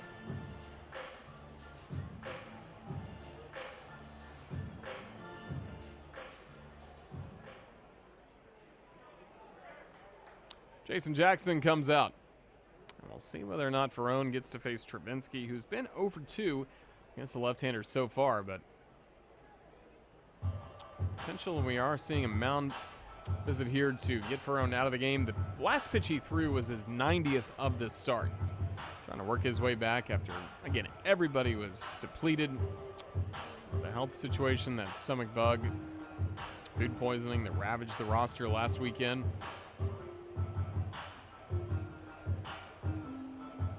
Frone talking it over with Jason Jackson on the mound. A couple glances back to the bullpen, but no motion made just yet. Umpire Seth Buckminster coming up to break it up on the mound. 4-3, LSU leads Alabama top of the fifth. And now the call to the bullpen will be made. Greg Frone able to work into this top of the fifth with one out, but he will leave with LSU in front. And still some work to do for Morris as Pearson had a ground out to move Jones to third. So Jones will be at third with 2 gone as we make our first call to the bullpen tonight. Each call to the bullpen presented by the Tuscaloosa Tourism and Sports Commission. Visit Tuscaloosa, your go-to resource for all things Tuscaloosa. Check out their events calendar at visittuscaloosa.com. We'll tell you more about Austin Morris when we return to Tuscaloosa in a moment. We're in the top of the fifth. It's LSU now back in front thanks to the White Homer by a 4-3 score. This is Alabama baseball from Learfield.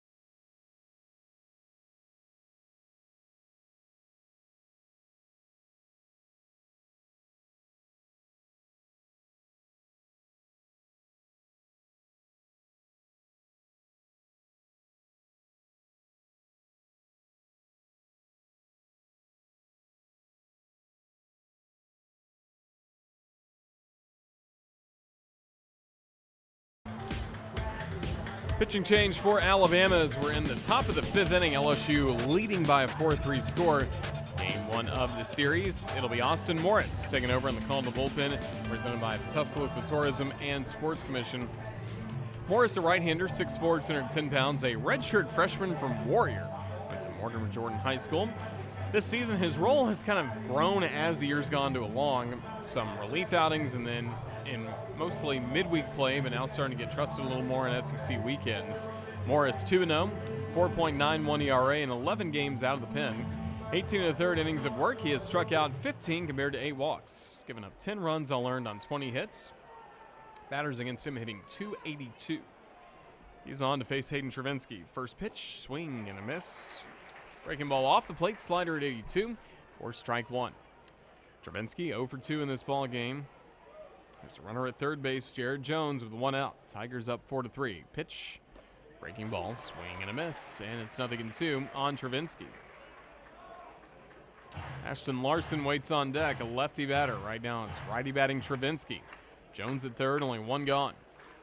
Morris, so 2. Low and outside, and it's 1-2. Morris, one of the players that stayed relatively healthy this past weekend. Again, relatively. 1-2 the count. And the pitch. Breaking ball fouled away.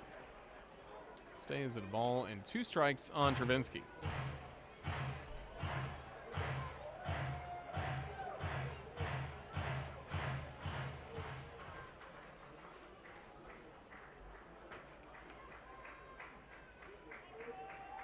One-two pitch. Fastball low and outside, and the count to an even 2 balls and 2 strikes.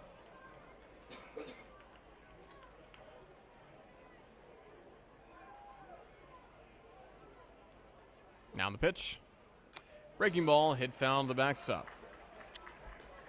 Slider at 82 by Morris. 2-2 the count. To the Tiger DH, Hayden Travinski.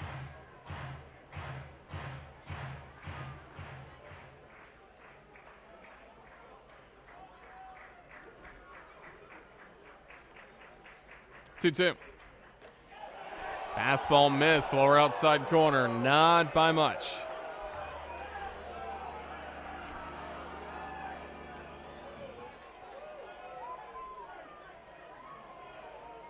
Was a little outside. Now 3-2. And the pitch.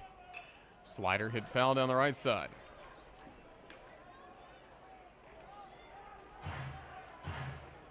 Just saw Morris 3 nights ago at Troy.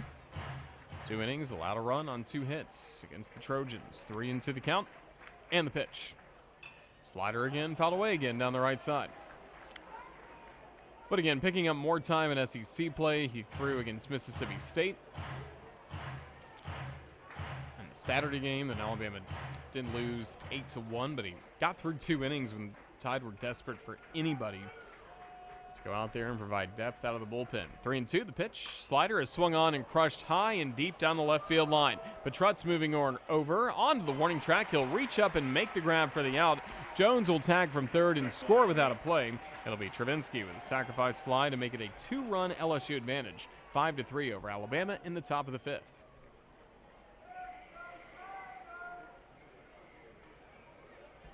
Right fielder, number 44, Ashton Larson. Last 3 half innings, 2 runs for Alabama and LSU combined, but now the Tigers back-to-back 2-run innings, building up a 5-3 lead. First pitch to Larson. Fastball low and inside for ball 1. So the Crimson Tide did not get a shutdown inning after just grabbing 2 runs in the bottom of the 4th to tie the game. 1-0.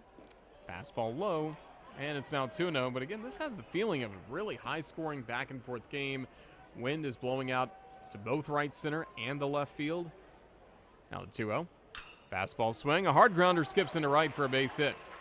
Travinsky aboard with a 2-out single. Larson aboard with that 2-out single. After he was hit by a pitch with 2 outs in the last inning, and that eventually led to LSU stringing together some singles and scoring 2 runs. Here, 2 runs have already scored in the top of the 5th to put LSU back in front by a 5-3 score.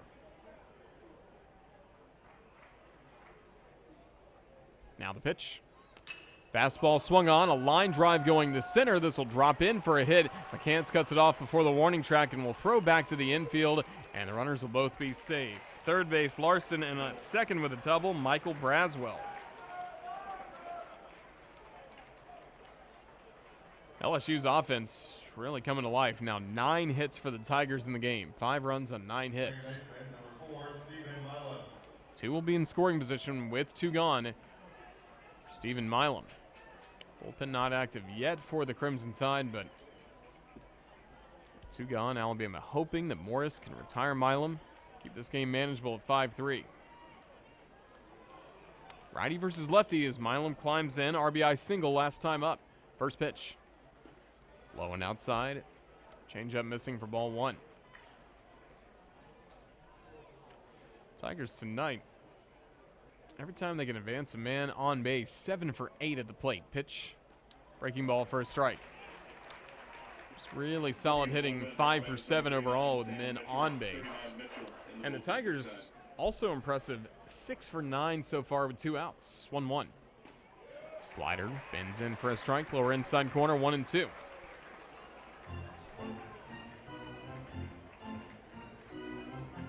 Sam Mitchell warming up in the bullpen.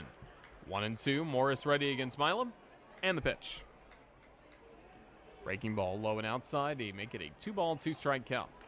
Larson at third, Braswell at second, nobody at first base for LSU.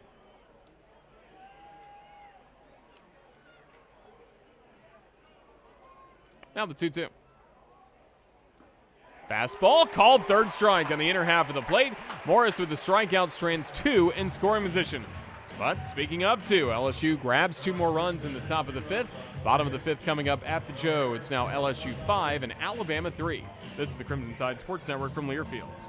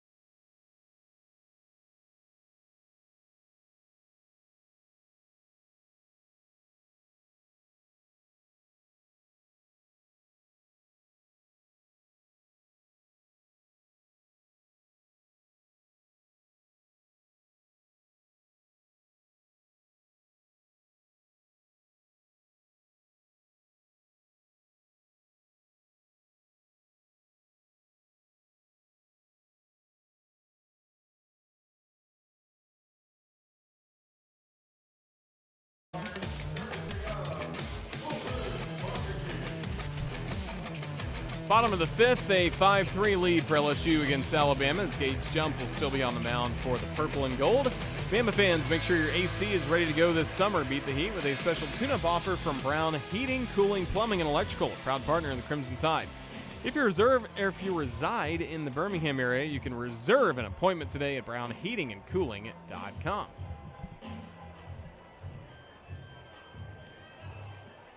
Leading off the home end of the 10th inning, third baseman, number 12, Gage Miller. Gage Miller to the plate. Going up against Gage Jump, who has won the first two battles of the Gage versus Gage matchup that we've seen here so far.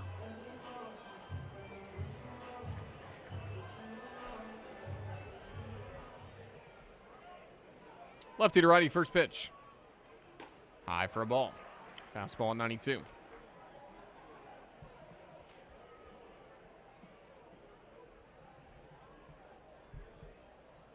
1-0 and the pitch. In the dirt.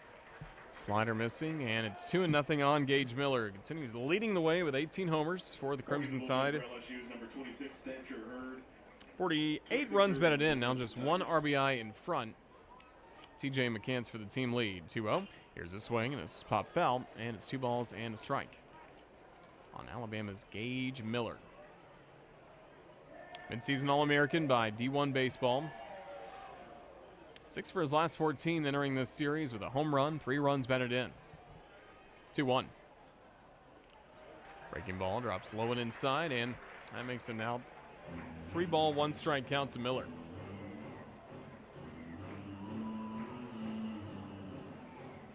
Tigers with a right-hander getting ready in the bullpen. Gage Jump. Mid-60s in his pitch count, 3-1. Fastball off the plate, ball 4. No better start to that for the Crimson Tide than a leadoff walk to Gage Miller.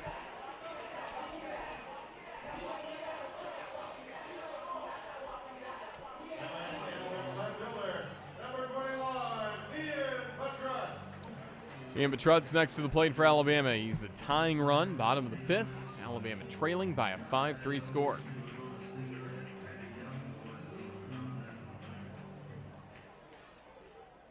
Lefty on lefty. Jump is set. And the first pitch. Petrutz takes low, 4-1. Really fun conversation with Ian Petrutz. I encourage all of you to check out on the CTSN social media platforms from yesterday's Crimson Drive, driven by NASCAR. 1-0. And the pitch. Check, swing, strike. And it's 1-1. But Ian Petrutz detailed his journey from just outside of Philadelphia in South New Jersey. Again, the distinction between South and North Jersey, as we learned all about. 1-1 the count. And the pitch. Swing, and it's pop foul behind home plate onto the roof. 1-2 to Petrutz. Started talking to the Maryland coaching staff when he was only in 8th grade and didn't know much about college baseball. He was mostly all Phillies. Phillies baseball, eating cheesesteaks at Citizens Bank Park is how he grew up, going to Phillies games on weeknights with his family. The 1-2. High and outside, now 2-2 on Petrutz. Didn't know much about college baseball, didn't know much especially about the SEC, but started watching Alabama some last year. And with a count 2-2, he said he's at times modeled his 2-strike approach on Jim Jarvis. Now the 2-2. Check swing on a ball low, 3-2. So he had been keeping up with everything we've been up to here in Tuscaloosa. Watching Jim Jarvis choke up a little bit on the bat. Now Ian doesn't quite do that. He does move the bat a little bit like Jim. Former shortstop of the Crimson Tide. Miller at first, nobody out. 3-2 the count. And the pitch. Swung on and popped up off the end of the bat. That's high into shallow center field into the grass. Second baseman moves back, and a 2-handed catch by Milam for the out. Up next from Crimson Tide, the shortstops, number 1, Justin LeBron. Now Justin LeBron to the plate. Crimson Tide trailing 5-3 in the bottom of the 5th. But we had a great conversation with Ian Petrutz, again, archived on the CTSN YouTube page. Alabama Insider Podcast. Same could be said for a great freshman. No, not Justin LeBron. Hope to talk to him soon. But Jocelyn Brisky from the softball team. Lefty to righty. Here's the throw to first, runner back in time. We recorded that interview last week, and then earlier this week, even though it was a 14-inning loss, hard-fought game to LSU, just think of how well Jocelyn Brisky pitched out of the bullpen for Alabama, keeping the Crimson Tide in that game for so long. That next pitch over the plate for a strike. After LeBron was showing bunts, maybe just trying to get Tommy White in a few steps from third base. But a great conversation with her, talking about why she chose to come from around Phoenix, Arizona to Alabama to play college softball and how much fun she's having as a freshman. 0-1 and the pitch. Breaking ball hit foul behind home plate. 0-2 on Justin LeBron. We're in the bottom of the fifth. 5-3. The Tigers lead the Crimson Tide. Game 1 of the series.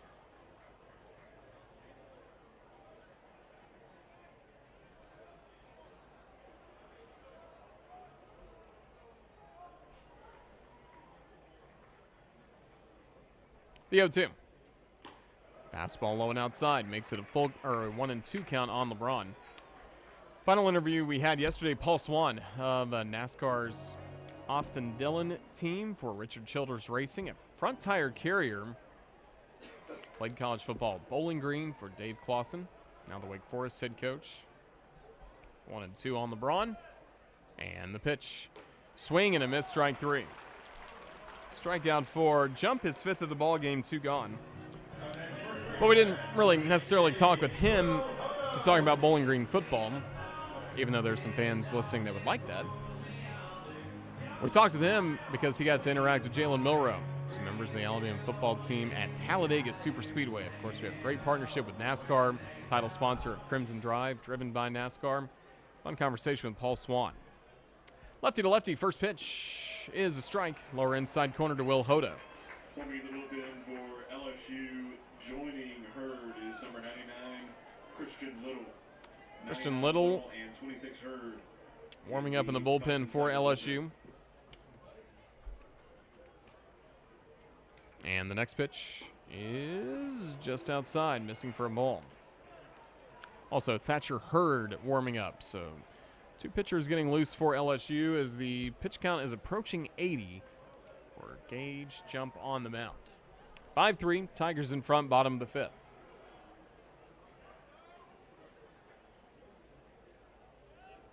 One. Check swing, that's off the plate. Now 2 balls and a strike on Hodo. Beautiful twilight sky here in Tuscaloosa as we play truly under the lights for the last time. Maybe we'll get some night sky coming up. The game goes long tomorrow, but we're starting at 4 o'clock. 2-1 on Hodo. And the pitch. Blowing outside, now 3-1. So if you're listening to us in the stands, pull out your cell phone, take a picture right now. It'll be a great backdrop for the rest of the season as Alabama looks to have a memorable run to close out May. Hopefully well into June. 3-1 to Hodo. The pitch. Called strike on the inner half on a slider, now 3-2. So the Crimson Tide first baseman who delivered a double to kickstart Alabama's 2-run bottom of the 4th. This inning started with a walk to Gage Miller, but he's had to stay at first base on outs by Petrutz and LeBron. Payoff pitch. Swing and a miss, strike 3. A fastball on 93, and the 6th strikeout for Jump will close out this inning for Alabama. The Crimson Tide held off the scoreboard in the 5th. 6th inning coming up. The Tigers 5 and the Crimson Tide 3. This is the Crimson Tide Sports Network from Learfield.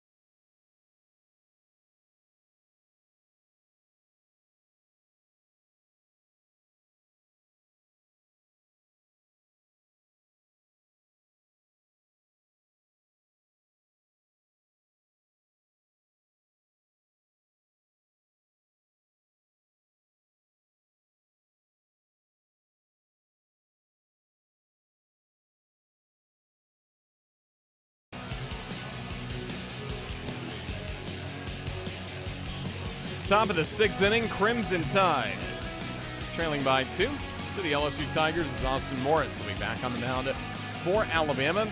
This is the perfect time to enjoy Beatbox, an official sponsor of the Alabama Crimson Tide. Each Beatbox bursting with delicious flavors. It's gluten-free, it's low sugar, and it's resealable. Look for it all across the Southeast. For your next tailgate, no better time to tailgate than tomorrow. Alabama will be taking on LSU. Game 2 of the series, and the game a little bit later than what we typically have on Saturday afternoons. Game won't start until 4 o'clock.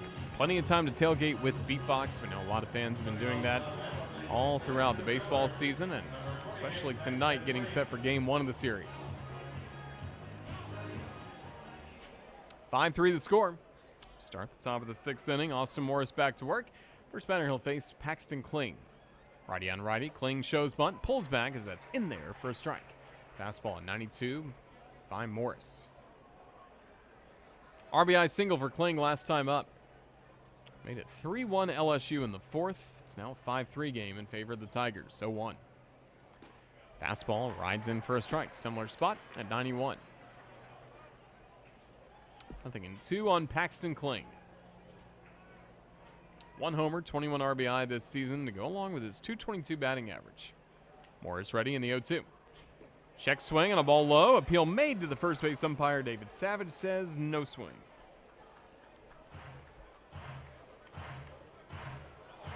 Five 3 Tigers, top of the 6th inning.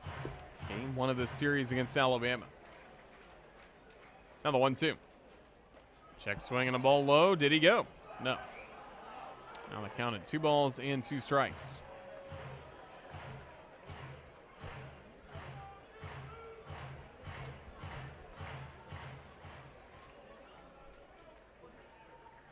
Now the 2-2 inside, it hit him. Kling hit by a fastball at 93 miles per hour on his left side. He'll be at first to begin the inning. Last inning started with a home run by Tommy White.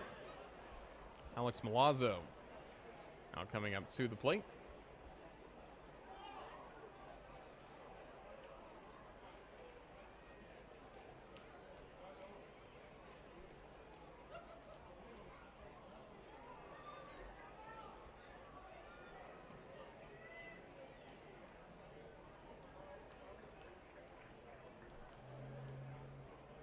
Milazzo steps in from the right side.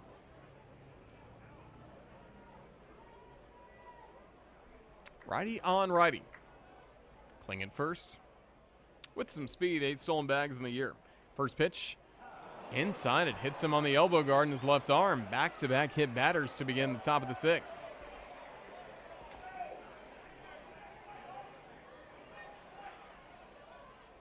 Third baseman, number 47, Tommy White.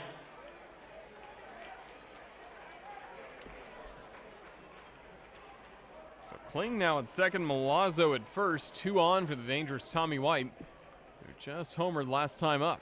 5-3, Tigers in front, top of the 6th inning. Jason Jackson coming out to have a conversation with Morris. We know Sam Mitchell's been getting ready. Conversation coming up on the mound. White, one of the great stars for LSU a year ago as the Tigers won the national championship, the school's 7th in history. Star pitcher on the mound, Paul Skeens, now going to the major leagues. He will be making his big league debut coming up tomorrow for the Pittsburgh Pirates. So he'll be getting ready to pitch coming up tomorrow against the Chicago Cubs. Might be one of the most anticipated debuts in a long time. The first pick from last year's draft, number 1 overall pick, Paul Skeens.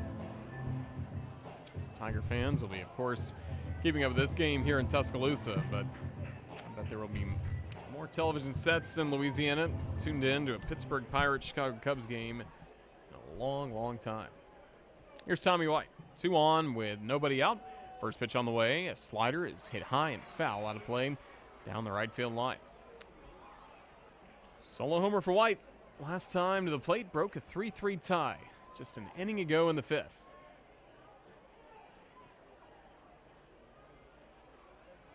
The 0-1. Another slider. This one curls in for a strike, lower inside corner.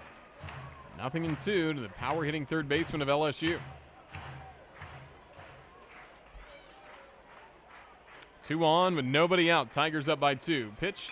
Slider is swung on, a bouncing ball to short. LeBron's got it. Steps on second for 1. Throws to first to set down White. A double play turned masterfully by the freshman Justin LeBron. Kling will take third base on the play, but LeBron showing just complete ownership of the shortstop position. So that one came right to him. No need to throw to Eblin. He'll just step on second base bag and then plenty of time to set down White. Runner at third for Jared Jones will be intentionally walked, and that is probably a good call based on what he's done today. Home run and 2 doubles. So White aboard for the Tigers with 2 gone. Now Josh Pearson coming up.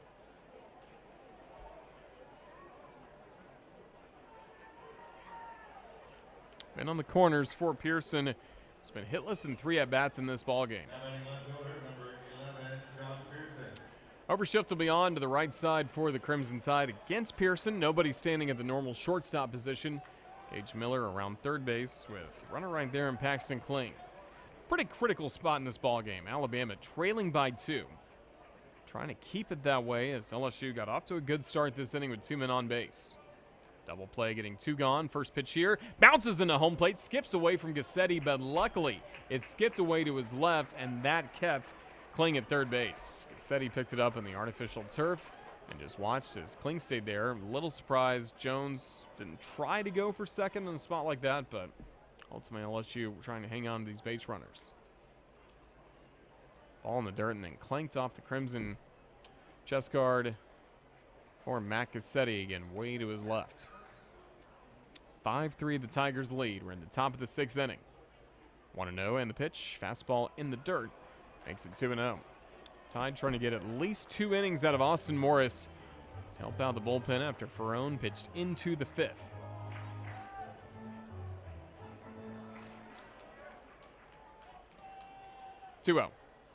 Swing and a bouncing ball into the shifts. LeBron already over to his left. He's got it. Throws to first for the out.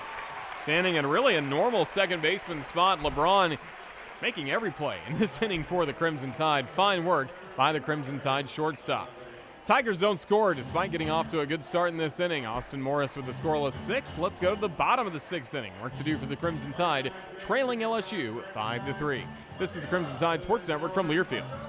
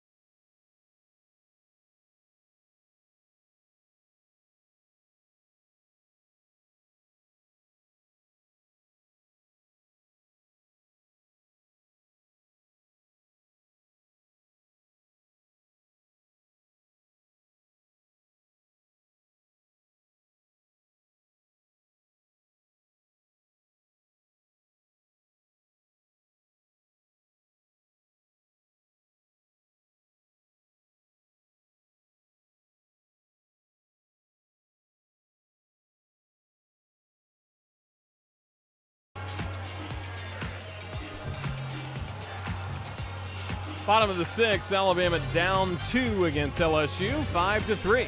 Comprehensive coverage of college baseball and softball all year long. Tune into SiriusXM SEC Radio, channel 374 in the car, and on the all-new SiriusXM app. SiriusXM, the home of your favorite team and conference, including live games, plus interviews and analysis. Cheer along with the SiriusXM app and listen to your favorite team anywhere. Get a free trial at SiriusXM.com/SEC Radio 2024. Lefty on lefty. First pitch to Cade Snell. Low for a ball. And a little outside the Crimson Tide DH, who in this ball game has been 0 for 2 with a pair of groundouts to the right side. Still the starter, Gage jump on the mound. Lefty on lefty. Here's the 1-0 pitch. Swing, and it's knocked foul. Ball and a strike on Snell.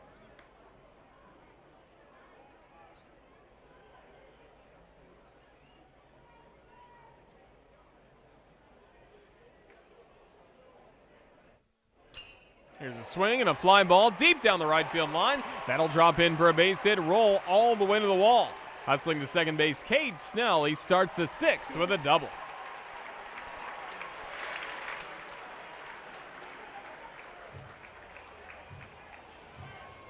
Center fielder, number 44,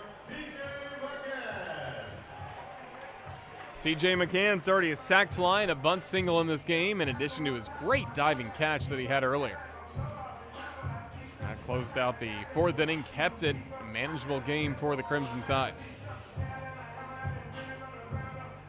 SEC play, Cade Snell hitting .377, 7 doubles, 3 homers. His on-base plus slugging percentage at a very high .986. He has been red hot.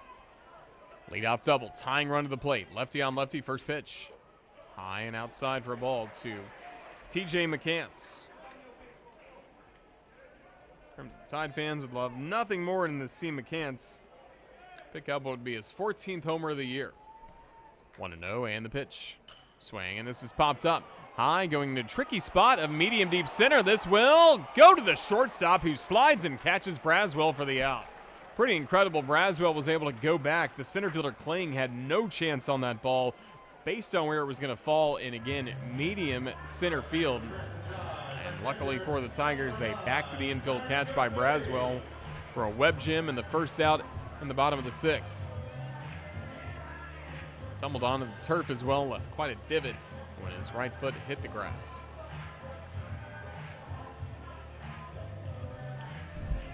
Quick visit to the mound by, I believe, pitching coach Nate Yeske, as we're in this bottom of the 6th inning. While we have a moment, let's pause 10 seconds for station identification. This is the Crimson Tide Sports Network.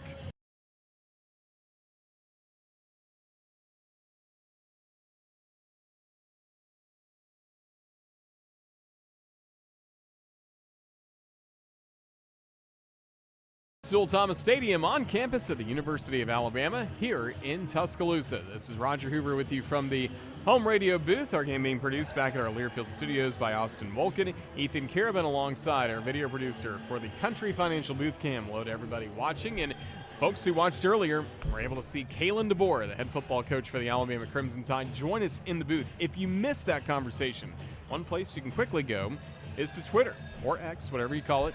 Twitter.com/UA_CTSN. Make sure you go watch that video with Kalen DeBoer, and make sure you follow us as well, as our numbers keep climbing and climbing. We have so much great content coming up as we get into the baseball and softball postseason. But make sure, again, you're following us on Twitter or X at UA_CTSN. Matt Cassetti at the plate. Singled last time up. He's got a runner at second, one gone, and Cade Snell.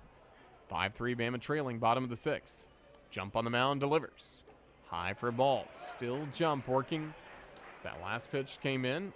This is 88th of the ball game. Hameter waits on deck.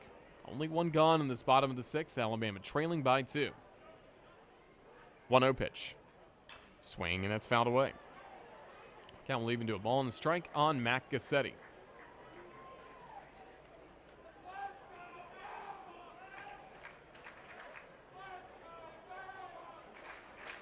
From the stretch, jump is set. A look at second, and the 1-1. Swing, and that's fouled straight back. Ball and 2 strikes on Gassetti. Mac 1 for 2. I mentioned the single last time up. That helped lead to the RBI single with 2 outs by William Hameter. Tied the game at 3 in the bottom of the 4th.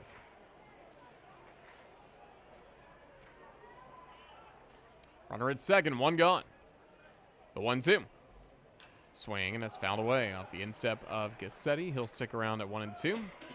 Former Florida Gator, Matt Gassetti, 2 years with Florida, 2 years with Alabama. He'll be recognized on Senior Day coming up tomorrow. Gassetti, another player that stayed relatively healthy this past weekend in Starkville. 1 and 2. And the pitch. High and off the plate, a fastball at 91. Still good velocity for jump as he works deep into this ball game. Next pitch will be his 93rd.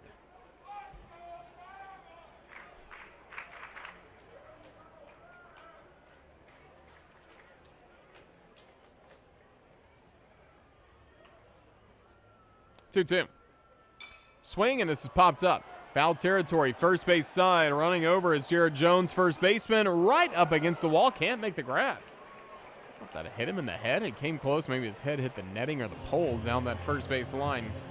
But he could not make the grab as that stayed in play, but again, just had a reach of Jones.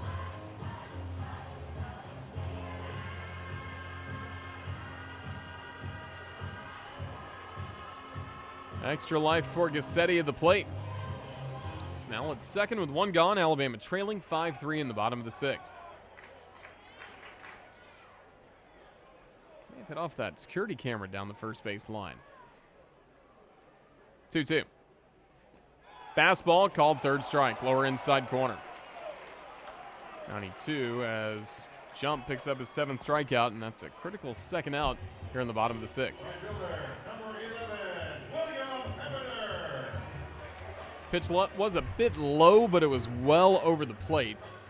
That's a pitch that you're going to see Jump get most nights. Jump is shaking his head saying no. As Jay Johnson comes out, that's about as demonstrative as any college baseball pitcher I've seen all year has been towards his head coach saying, no, I want to stay in the game. And I don't know if the call to the bullpen's been made yet by Johnson, but that is a frustrated Gage Jump on the mound who's shaking his head. Just as Johnson joins the conversation, yes, call has been made. So Christian Little will come in. We'll see whether or not this decision's the right one by Jay Johnson. His pitcher certainly wants to stay in. Only 94 pitches for Jump. But Hameter, who has had an RBI triple and RBI single, could tell also Jump wanted round 3 against Hameter. Christian Little will trot in, a right-hander. He'll be on the mound next as Gage Jump, his night is done. We're in the bottom of the sixth inning. 5-3 the score. William Hameter to the plate when we come back. It is going to be a call to the bullpen presented by the Tuscaloosa Tourism and Sports Commission. This is Alabama Baseball from Learfield.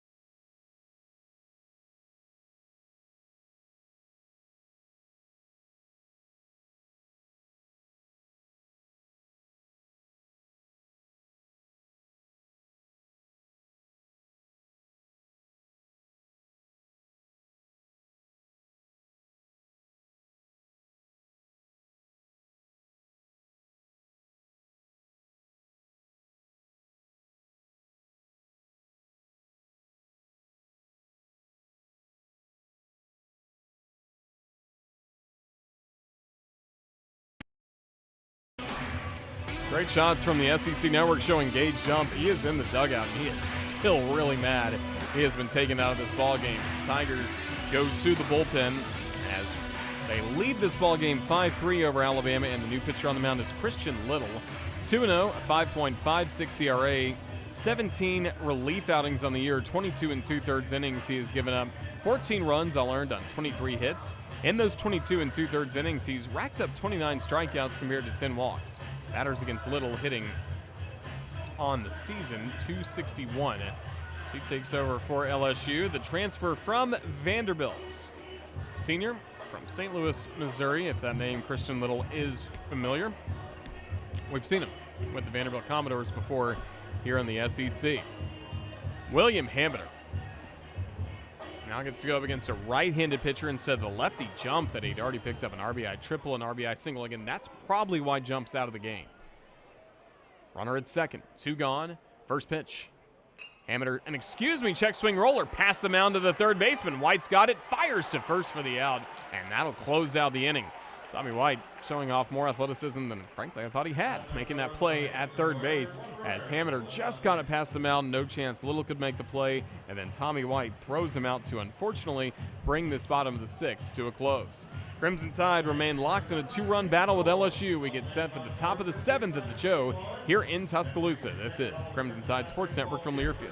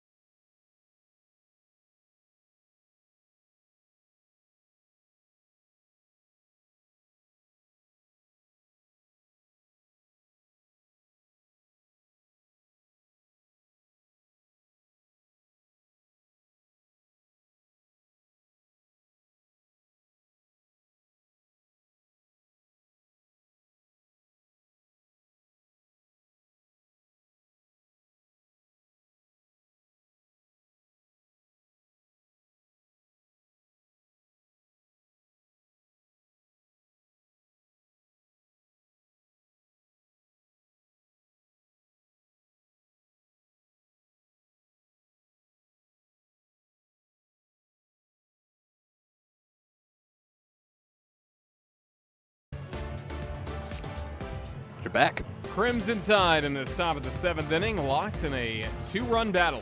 Right now, LSU in front 5-3, but we've got a long way to go in this one. So we start the 7th inning. It's brought to you by the Alabama Department of Public Health. Crimson Tide fans are reminded to stay up to date with all recommended vaccinations, including COVID-19, flu, and RSV. Don't wait, vaccinate. Visit alabamapublichealth.gov/IMM today to learn more. Spot the Tigers like to be in. They're 28-2 and leading after 6 innings throughout the season. Bullpen's done its job throughout the year. First pitch to Travinsky, swing and a chop to third. Miller's got it on the dirt, stands on the grass, and then throws to first for the out. 1 pitch, 1 gone here in the 7th. Good to see Travinsky set down. 5-3 Tigers lead.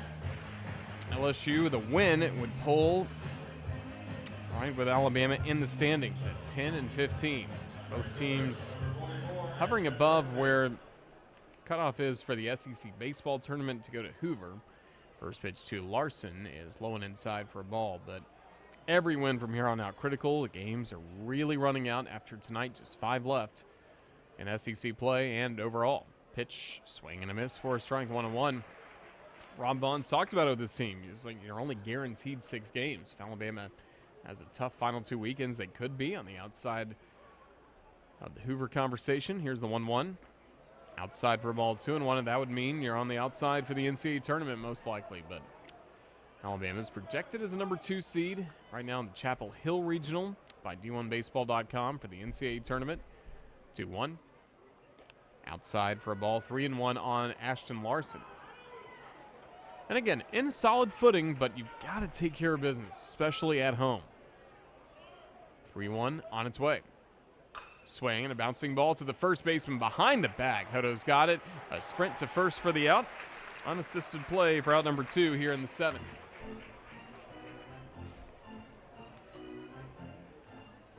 Now also, if Crimson Tide get hot, can once again re-enter the hosting conversation, but it would take a pretty dominant stretch, meaning you go 5-1 or you sweep these final 2 series, then do something positive in Hoover at the SEC tournament to really get into that hosting talk. Pitch to Braswell is breaking ball for a strike. 0-1 on the shortstop. He's been 2 for 3 in this ball game. Single in the 4th. He had a double in the 5th. Tigers in front by 2. 5-3 in the 7th. Here's the pitch. Fastball low. And it's 1-1. Austin Morris has kind of calmed down as things have gone on. He's taking over in relief in the 5th. Scoreless 6th inning. Here's the 1-1. Fastball pops in there for a strike at 91. 1-2, a chance for Morris. Set down the Tigers in order. 1-2 on its way. Slider low and outside. That makes it 2-2.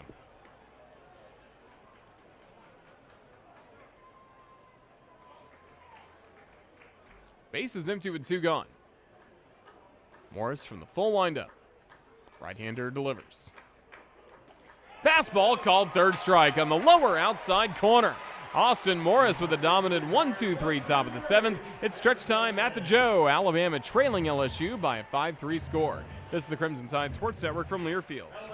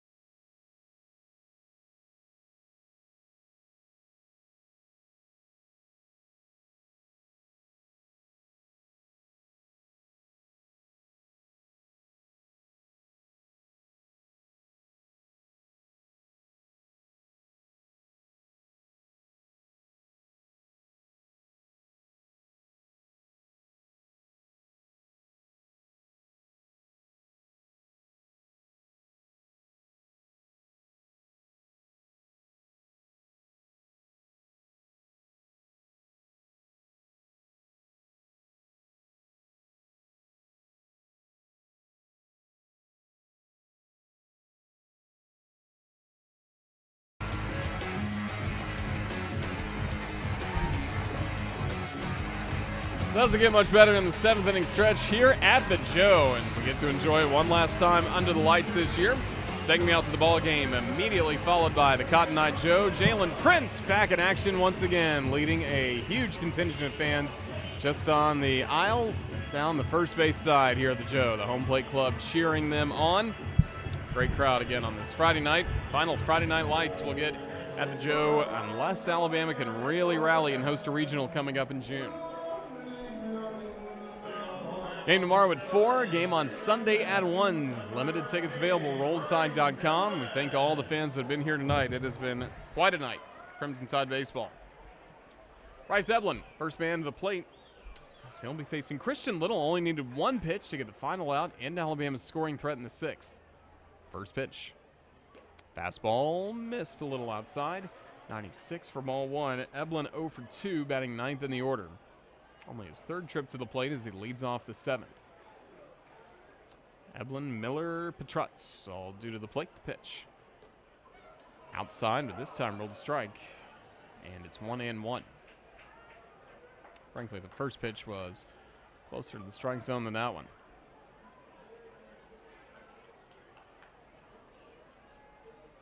1-1 and the pitch to Eblin. Swing and a bouncing ball foul. First base side. 1-2. We're in the bottom of the 7th. LSU 5 runs, 9 hits, no errors, 7 men left. LSU 2 for 7, same as Alabama, hitting with men in scoring position. Crimson Tide 3 runs, 7 hits, no errors, 5 men left. Overshift with 2 strikes on against Eblin to the right side. White backs up to in between first, 2nd, and 3rd, midway on the dirt. Pitch, fastball outside, 2-2.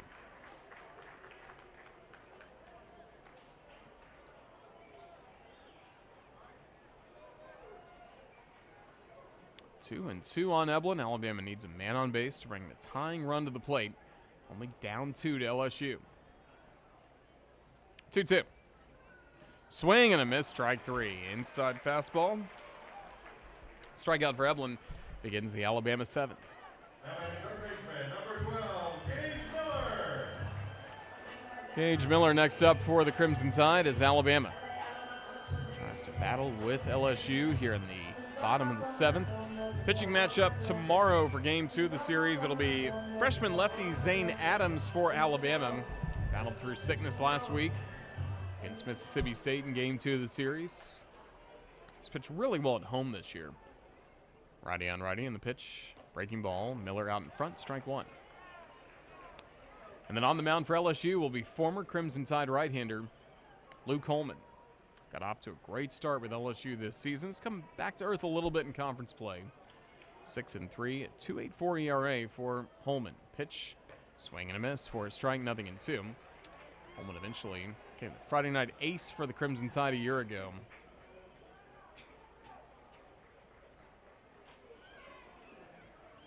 Nothing in 2 on Miller. Little getting set from the chest and the pitch. Fastball low. Now it's 1-2. So Luke Holman tomorrow. LSU has not announced a starter for Game 3. Alabama will have junior right-hander Ben Hess, who again was limited with illness last start, but kind of grinded through his time on the mound and helped Alabama claim final game of the series in Starkville on Sunday. The 1-2. Bounces into home plate. Bounces past the catcher Milazzo and the home plate umpire Buckminster to the brick backstop. 2-2 the count on Gage Miller. Ian Petrutz waits on deck. 1 gone, bottom of the 7th. 5-3, the Tigers in front.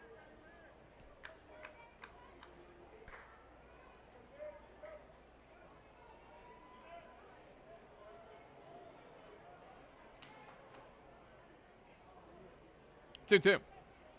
Swing and a bouncing ball to the second baseman. A low liner took 1 bounce to Milam. He's got it. Throws to first for the out. Baseball essentially found him. That was a very hot smash off the bat from Miller. He's now 0 for 3 with a walk in this game.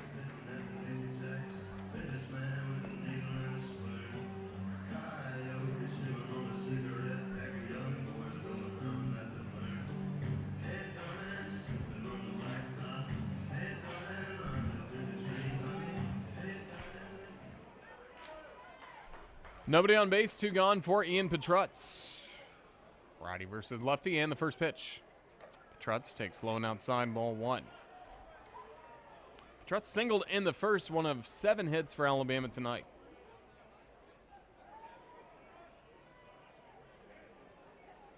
Want to know the count? And the pitch. Breaking ball drops low and in. A curveball by Christian Little, and it's 2-0.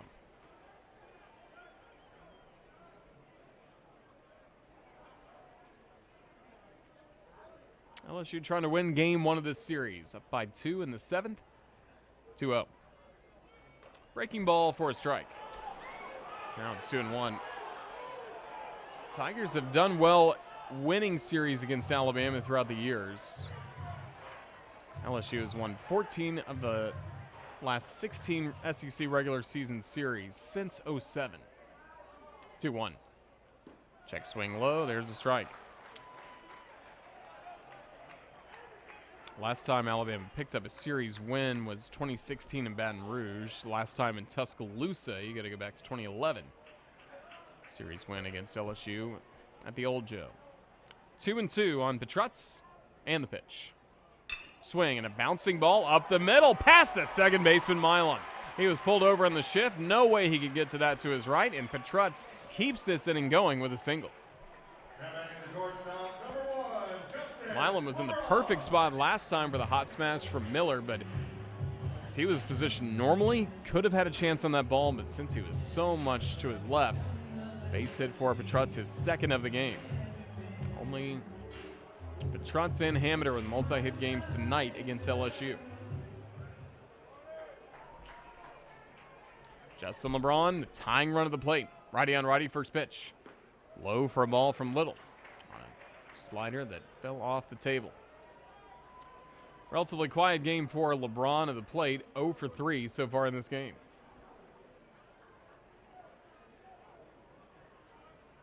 One-0. Breaking ball, slider after missing low. Little misses high, and it's 2-0. Crimson Tide trailing 5-3. Alabama had tied the game at 3. 2 runs in the bottom of the 4th. LSU grabbed 2 runs back in the top of the 5th. 2-0. Breaking ball low. Since then, Austin Morris has really calmed down the LSU offense. But Alabama, no runs to show on the scoreboard in the last 2 innings. Right now, a left-hander, Griffin Herring, is warming up in the bullpen for LSU. He would have Will Hodo, and after that, 2 more lefty batters due up. So LeBron in a righty-on-righty matchup, then 3 lefty hitters will be due up next for Alabama. You may see Jay Johnson, head coach of the Tigers, go to the bullpen after this.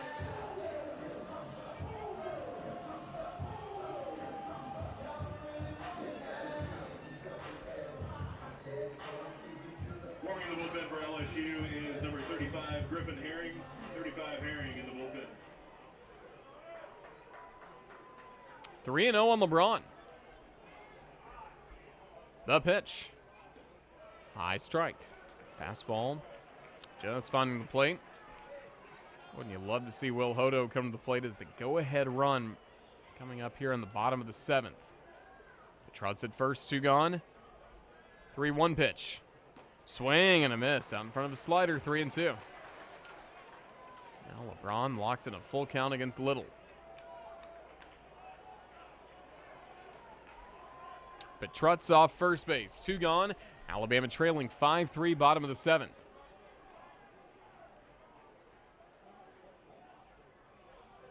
Payoff pitch. Inside, ball 4. Inning continues, the tying run now on base, and the go-ahead run to the plate. First baseman, number 18, Will Hodo.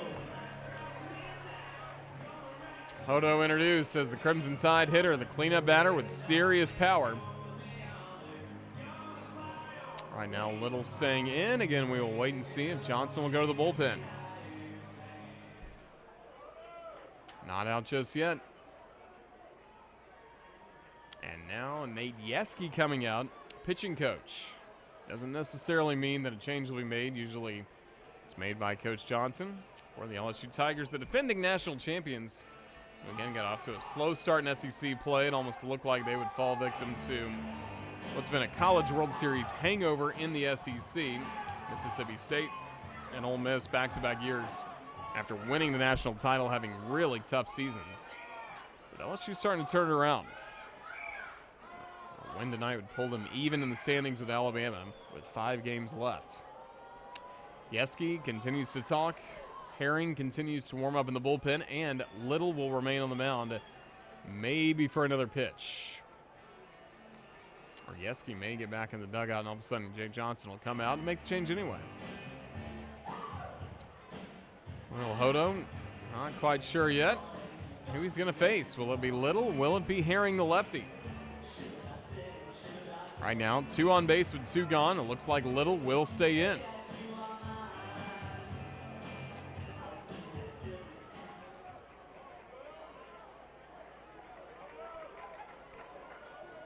Pitch clock is winding down to 15. Little gets set. Now he's ready. Will stay in to face Hodo. Righty to lefty, first pitch. Outside for a ball. Trout's at second. Justin LeBron at first. He's the tying run. If Hodo homers, Alabama will be up 6-3. 2 gone in the bottom of the 7th in a critical game 1 of the series. 1-0 pitch. Outside, ball 2. Tricky to pitch around Hodo because Cade Snell has been really locked in at the plate in SEC play. He's looming on deck. Especially you get him to the plate with the tying run at second. That'd be dangerous. 2-0, the pitch. Hodo takes high and outside, ball 3. Nothing hittable so far for Hodo from Little. 5-3 the score. A walk would load the bases.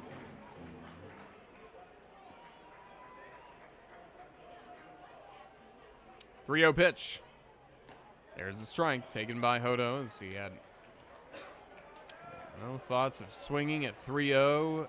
Now it'll be 3-1, and now Little will have to make a pitch.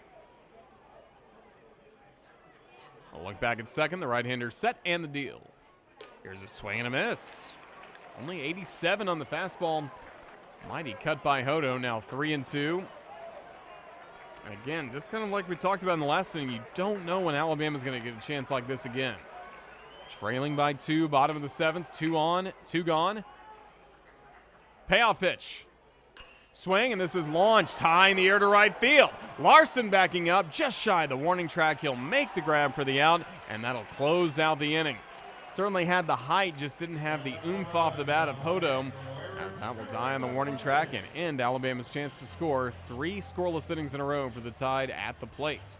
Press on to the 8th inning. It'll still be Morris working on the mound for Alabama with LSU in front by a 5-3 score. This is the Crimson Tide Sports Network from Learfield.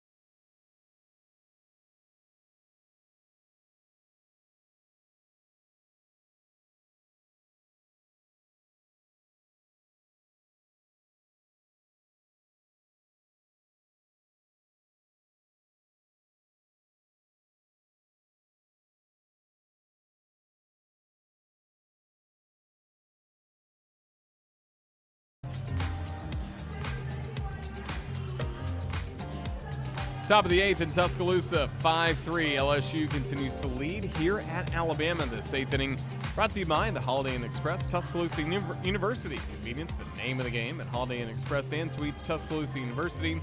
Located within 2 miles of all UA attractions. Holiday Inn Tuscaloosa University, the perfect place for your next stay to Tuscaloosa. And for driving back and forth between, say, Birmingham, Huntsville, Mobile, coming in for these ball games, just stay tomorrow night here in Tuscaloosa Holiday Inn Express. Tuscaloosa University. So be ready for the quick turnaround between the Saturday and Sunday games of the series. Bottom third of the order due up, still working on the mound, Austin Morris. Last 2 2/3 out of the pen for him, and he misses low for ball 1. He has set down now 4 in a row. Dominant 1-2-3, very low stress 7th inning. Bullpen activity as he starts this top of the 8th. LSU up 5-3. First pitch was a ball. Second pitch is a strike. Fastball lower inside corner to Milam, who had an RBI single back in the 4th. 1-1. Swing and a fly ball going into left. Racing back on this is Petrutz. He's to the track. He's to the wall, and this one's gone. Solo home run by Milam has given LSU a 6-3 lead top of the 8th.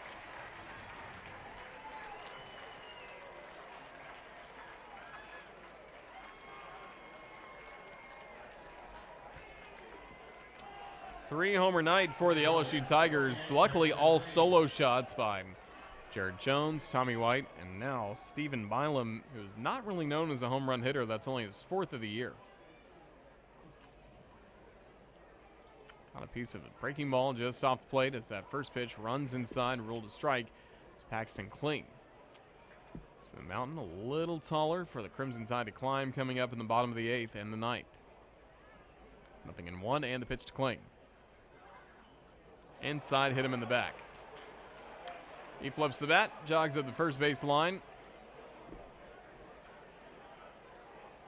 Now batting the catcher, number 7, Alex Milazzo. Now Alex Milazzo to the plate. Righty and a lefty getting ready in the Crimson Tide bullpen. Second time Kling has been hit by a pitch tonight, both by Morris.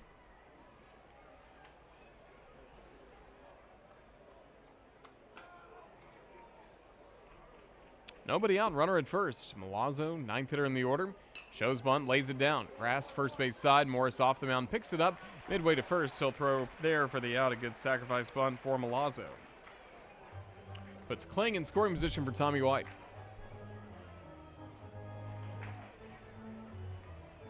Third baseman, number 47, Tommy White. White with a solo homer back in the 5th. Last time up, grounded into a double play that Morris really needed at that spot. What was becoming a tricky 6th inning. Matt Gassetti coming out. We'll see whether or not Jason Jackson will be coming out as well, in case the Crimson Tide want to make a pitching change. Over in the bullpen for Alabama, number 8, Tyler Fay, and number 40, Matthew Heiberger. Matthew Heiberger, we haven't seen him the last few weeks, is the lefty getting ready in the bullpen. Tyler Fay is a right-hander who we have seen the last few weeks, even earlier this week against Troy. He's getting ready. Gassetti will come back behind home plate. No guarantee still that Morris will face White. Could see Coach Jackson at any moment, or we will see Morris stay in. Morris stays in. Face Tommy White. Righty on righty in the pitch. Swing, and that's knocked foul to the top of the netting behind home. Home run the White hit was his 20th of the year. That blast was off of the starting pitcher, Greg Ferrone.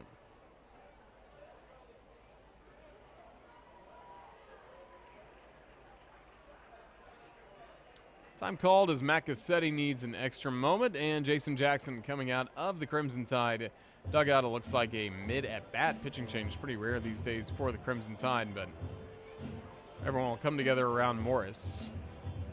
And we'll see. Call the bullpen has not been made yet.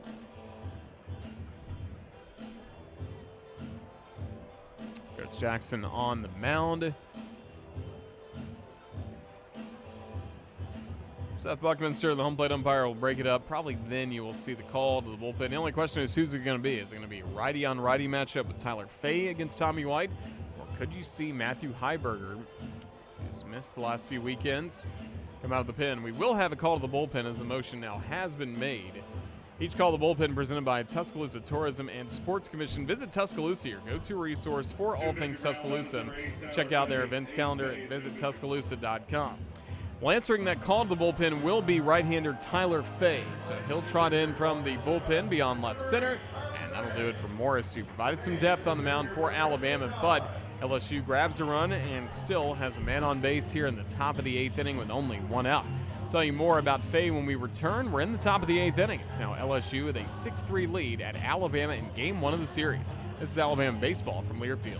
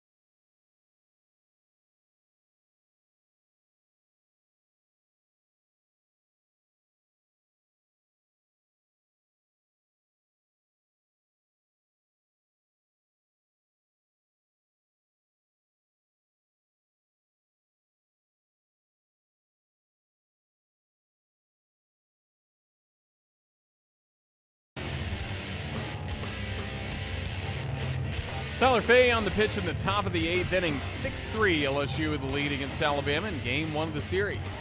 Fay, a right-hander, 6'5", 215 pounds, the redshirt freshman from Doniphan, Nebraska. Redshirted last year for Alabama, so this is his first action in college baseball this season. Fay 1-2, a 7.52 ERA in 20 relief outings, 1 save on the year, 32 1/3 innings of work, 31 strikeouts compared to 15 walks in that time. Batters against him at a 252. He's on to try and keep this game right where it is, 6-3. He inherits an 0-1 count to Tommy White.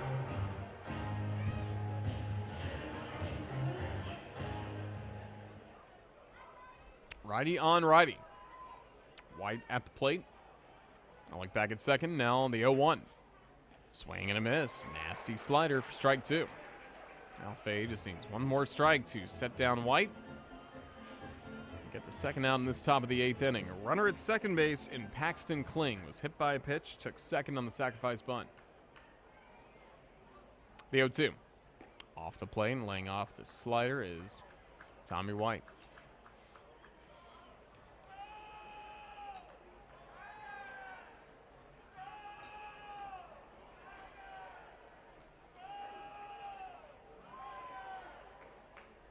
One-two.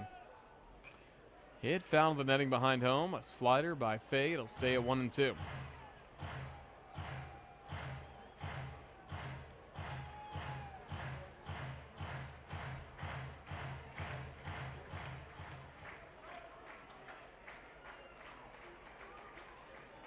Fay will look back at second. The 1-2. Slider is lined over a leaping Gage Miller. A fair ball down the left field line, dropping in for a base hit. This will add to LSU's lead. Rounding third, Kling, he scores on an RBI double by White. His second run driven in tonight. That makes it 7-3 LSU, top of the 8th. Double RBI.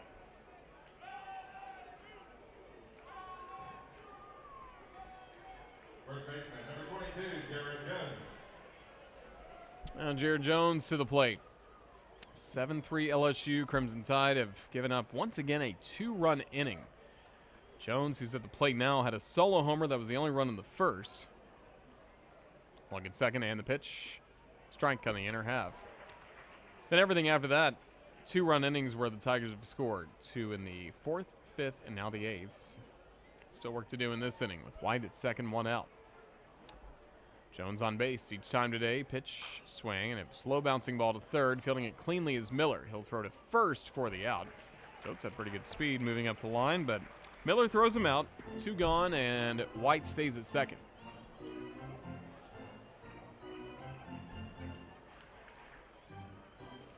You know, from our conversations with Rob Vaughn, just hates when players get on for quote-unquote free, meaning a walk or a hit batter, and saw a hit batter open the door in the 4th to 2 runs there for LSU. Also a hit batter scoring in this inning.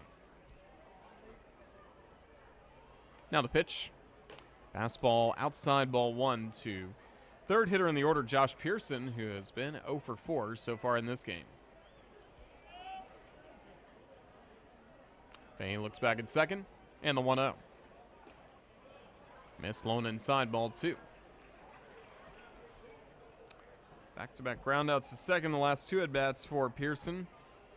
Before that, fly out to center and a pop out to left. 2-0 pitch. Swing and a miss. Now 2-1.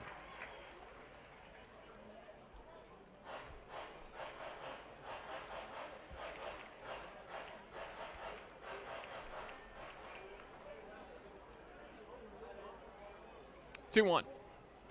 Outside now, 3 balls and a strike.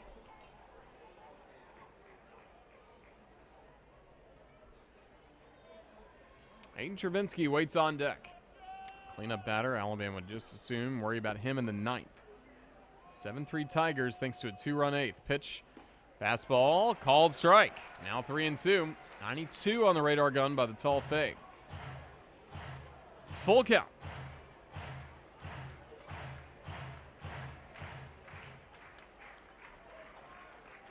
Look back at second, and the payoff pitch. Swing, and off the end of the bat, that's lifted high into left, but very playable for Petrutz. One last adjustment to his left. He makes the grab, and that ends the inning. But the damage done, starting with a solo homer by Milam, and then an RBI double by White. A 2-run top of the 8th. Alabama trailing by 4 as we get set for the bottom of the 8th. LSU 7 and Alabama 3. Excuse me, Score. do you know the average Mr. time of Crimson one Tide full Sports inning? Network.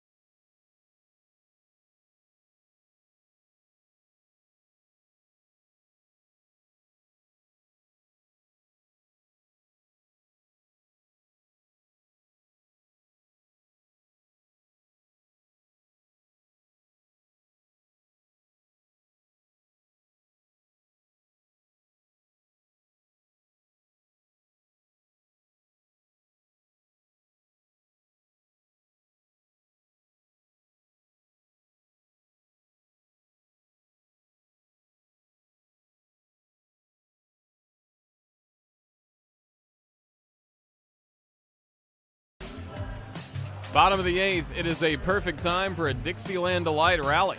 We've seen a lot of those throughout the season, most notably in that series against Arkansas. I believe South Carolina, too, really did a good job scoring runs each and every bottom of the 8th after Dixieland Delight plays here at Sewell Thomas Stadium. Credit the fans pressuring Alabama to bring it back for baseball, or just bring it to baseball, period. And they've been able to do the Bryant-Denny Stadium version, beat Auburn and LSU, and Tennessee too. Tonight, all focus on LSU. The Tigers up in game 1 of the series, 7-3 as we start at the bottom of the 8th. It's Cade Snell to work. Still against Christian Little on the mound. Righty on lefty. First pitch on the way. Fastball low for ball 1 to Cade Snell. Kept thinking we would see Christian Herring come in to face Hodo, and ultimately Hodo faced Little and flied out to right, bring the last inning to a close with tying run on base. Pitch, check swing, and there's a strike, lower outside corner. A lefty is loosening in the bullpen. I'm having a hard time figuring out if it indeed is Herring, who warmed up pretty much all of the bottom of the 7th. 1-1 and the pitch. Swing and a miss.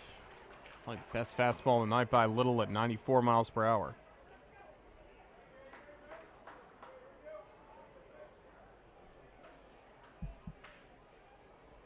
1-2 the count. It's Will Helmers. Nope. Javin Coleman warming up. Javin Coleman is the lefty getting loose. The 1-2. Breaking ball, chop foul of the first base side. And out of play. A ball and 2 strikes on Snell. Double for him his last time up. Alabama was hoping that would kickstart the offense, but ultimately he was stranded at second base. Gage Jump got the next 2 batters out, and then Jump really wanted to stay in. Coach Johnson went to the bullpen with Little, who got the key out of Hammeter to win the inning. That pitch fouled away, and it's a ball and 2 strikes to Cade Snell. 7-3, Alabama trailing. Game 1 of this series. Game 2 tomorrow. St. Adams against Luke Holman, former Crimson Tide pitcher who went transfer portal, transferred to Baton Rouge to LSU. The 1-2. Swing and a fly ball into right center. Hustling after it is the right fielder, and on the road going into a full-out slide, making the catch. No, it'll drop in for a hit. Ashton Larson tried to sell that as a grab, but Cade Snell has that one just fall in for a hit, and it's a leadoff single by Snell to begin the 8th inning. Paxton Kling over there as well for LSU, but again, that came very, very close to being a great diving catch. For the first out, it was Larson coming over from right field as that fell in the gap and just split the outfielders on further review. Kling and Larson. Larson closest to it with a glove, just couldn't grab it. First pitch, strike on TJ McCants, a fastball by Little at 93. Sac fly for McCants in the 4th, tied the game, or no, excuse me, helped Alabama rally back. Next pitch, swing and a miss, nothing in 2, a 94-mile-an-hour fastball by Little. Had a bunt single that helped bring in the tying run back in the 2nd inning. Last time up, hit the ball well into medium-deep center field, but the shortstop, Braswell, tracked it down, made a great catch to rob McCants of a hit. Pitch, swing, and it's hit foul, just up the first base line by a few inches. Ball goes all the way to the right field corner, where hopefully the right field Ragers have been wearing out Ashton Larson all game long. Right fielder for LSU. Herring in the LSU bullpen is number 49, Javin Coleman. Javin Coleman, Griffin Herring are warming up. Pitch, swing, and a fly ball. Launched high in the air to left field. TJ McCants all the way back. This one's gone. 2 runs on 1 swing by TJ. He's made it a 7-5 game in the bottom of the 8th with a 2-run homer.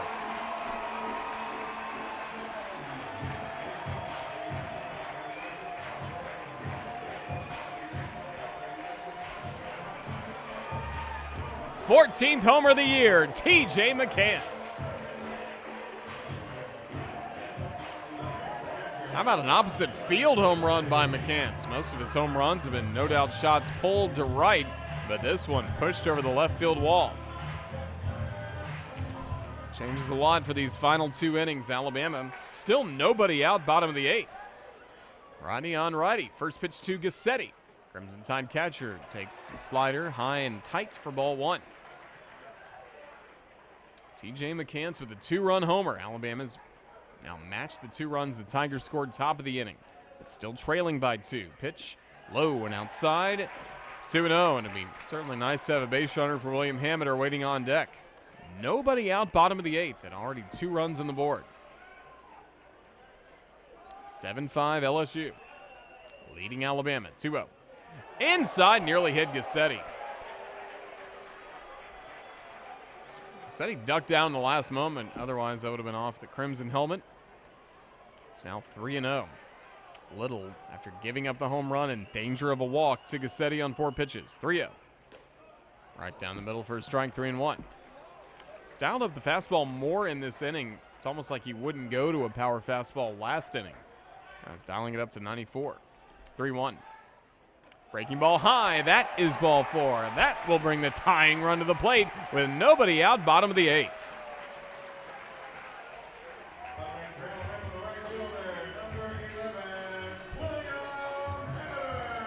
William Hamiter, fresh off a great performance against Troy earlier in the week on Tuesday, and a great performance tonight with an RBI triple and single.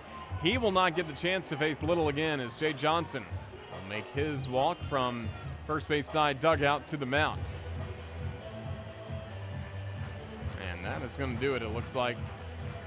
Only question is, which lefty will it be coming up out of the bullpen? Will be Griffin Herring, who is throwing a lot of warm-up pitches in the last 2 innings, trying to get ready for a moment where he's needed, and right now he is needed, with Alabama bringing the tying run to the plate. Time for a call to the bullpen. It's presented by the Tuscaloosa Tourism and Sports Commission. Visit Tuscaloosa, your go-to resource for all things Tuscaloosa. Check out their event.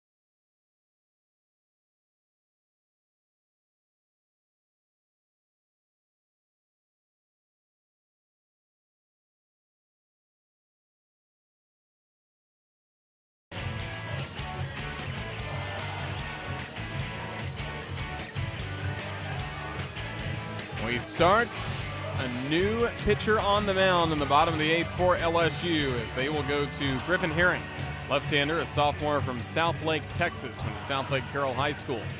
On the season for LSU, 3-0, a 2.23 ERA, and 14 appearances, 1 start. He essentially is the closer, leading the way with 4 of the 14 saves that kind of closed out games by committee. This is an LSU team that's 28-2 when leading after 6 innings so far this year. Right now, trying to hang on to a 7-5 lead against Alabama. But it will be Herring working on the mound. 50 strikeouts compared to just 9 walks on the season for him. He'll be facing William Hameter with nobody out, bottom of the 8th, and Matt Cassetti at first. Hameter is the tying run in this ball game. Quite a spot for Herring to step into. Lefty on lefty. Herring ready to go. First pitch. Low and outside, ball 1. Herring in SEC played 2-0, a 1.32 ERA with 3 saves in SEC games this year. 3 saves and 7 appearances. 1-0, the pitch. Check swing. Hameter wins, 1-1. On a slider, low and away. Hameter, an RBI triple in the 2nd, RBI single in the 4th. Ball on a strike to the 5th-year senior from Tuscaloosa. 1-1. High and just off the plate. Now 2-1. Hameter in right field. The starting right fielder throughout the year has been Evan Slight, who did not play the final 2 games of the Mississippi State series. Also didn't play against Troy. Hameter in the starting lineup after Hameter grinded through those games, got some hits, even though he was very sick last weekend. Throw to first, runner back in time. Let's see what the Tide do with the right field spot the rest of the way between Slight and Hameter. But Hameter, Coach Vaughn has really liked his at-bats lately. Certainly a good game tonight. Pitch off the plate, 3-1. That last ground out he had, it was an check swing ball that just went past the pitcher's mound. Third baseman White made a fine play to throw him out. Right now, Herring behind in the count, 3-1. A walk would put the tying run on base. Go ahead, run to the plate. 3-1. Strike on the outer half. 3-2 on a slider. Good take by Hameter. Spot like that, 3-1. Certainly a good take.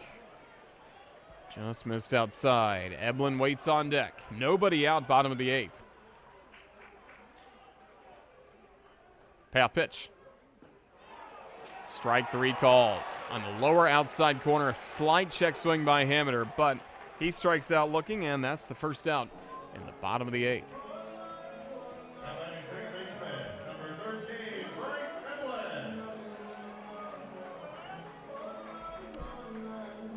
Already 2 runs have scored. Another Dixieland Delight rally in the bottom of the 8th for the Crimson Tide this year, but still work to do. Down by 2. Here is Bryce Eblin. 0 for 3, a quiet night at the plate, hitting 9th in the order. Lefty on lefty. Herring deals. Low, and this gets away from the catcher. Ricochets high and away from Milazzo. Taking second base easily is Matt Cassetti. Wild pitch by Herring.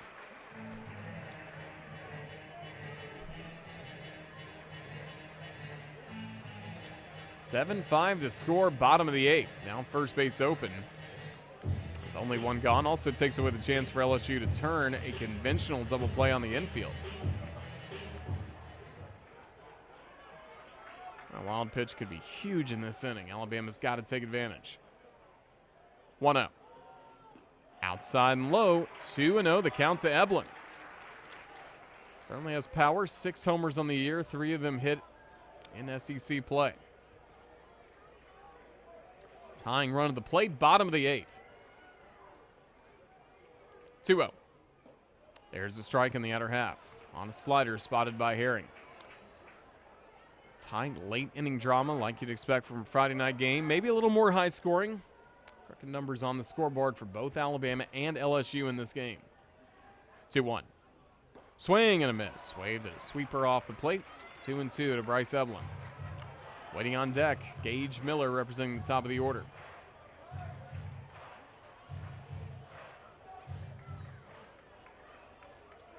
Two and two the count to Eblin. Herring looks at second, the pitch.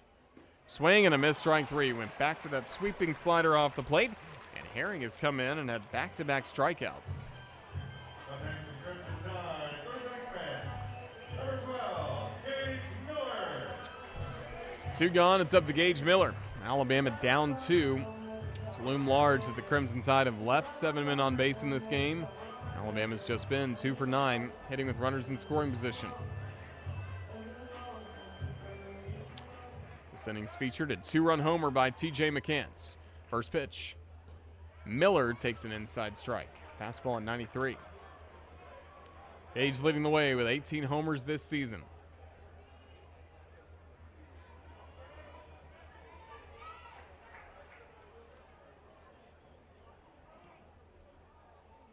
The 0-1. Fastball hit foul in the netting. Now quickly 0-2 in Herring's favor. Gage Miller 0 for 3 with a walk in tonight's game. 7-5 LSU leads bottom of the 8th. And a nail-biting game 1 of this 3-game series. Gassetti at second. 2 gone. The 0-2. Low and inside. Bouncing into home plate. Blocked well by Milazzo. Catcher for LSU keeps it in front. Now it's a ball and 2 strikes on Miller.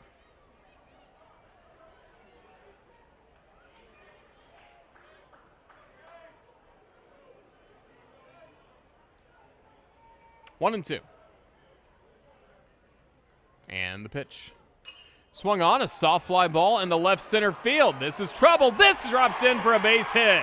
Gassetti scores, and with 2 gone and down to his last strike, Gage Miller comes through with an RBI single. That makes it a 1-run game in the bottom of the 8th. Now LSU 7 and Alabama 6. Just did what he needed to. Got it out there and into left center field. Miller driving in his 49th run of the year, and that wild pitch again pays off for Alabama. Otherwise, Gassetti would have been at first. No chance he would have scored on that play. Gotta take advantage of those extra opportunities, those extra 90 feet. Alabama just did. 3-run bottom of the 8th, and it's not over yet. First pitch low in a lefty-on-lefty matchup to Ian Petrutz. 7-6 the score. Alabama, most offensive half inning we've seen in this ball game. 3 runs. 7-6 game. Tying run at first, Miller. Go-ahead run to the plate, Petrutz. Lefty on lefty. 1-0. Strike on the outside half. Slider makes it 1-1 on Petrutz, who's had a 2-hit game for Alabama. 2 singles in this ball game and his 4 at-bats. The 1-1. Swing and a miss. Sweeping slider again off the plate, 1-2. That's been good against lefty batters we've seen. Hamiter and Eblin. Once again, Herring a strike away from getting this game to the 9th. 1-2 to Petrutz. Here it is. Outside, taken by Petrutz for a ball on a very similar pitch that, again, Alabama has been swinging and missing at. Wind is howling out to right field. Old Glory out beyond right center, dancing and pointing in the direction of the Ragers. 2-2. Swung on and popped up. High going into shallow center. This is tricky for the shortstop. He's back, and making the catch will be Braswell. Just puts away Petrutz, and that'll bring this inning to a close. But what a bottom of the 8th it was. Alabama rallies for 3 runs to make it a 1-run ball game. Let's press on to the 9th. It's a score of LSU 7 and Alabama 6. This is the Crimson Tide Sports Network from Learfield.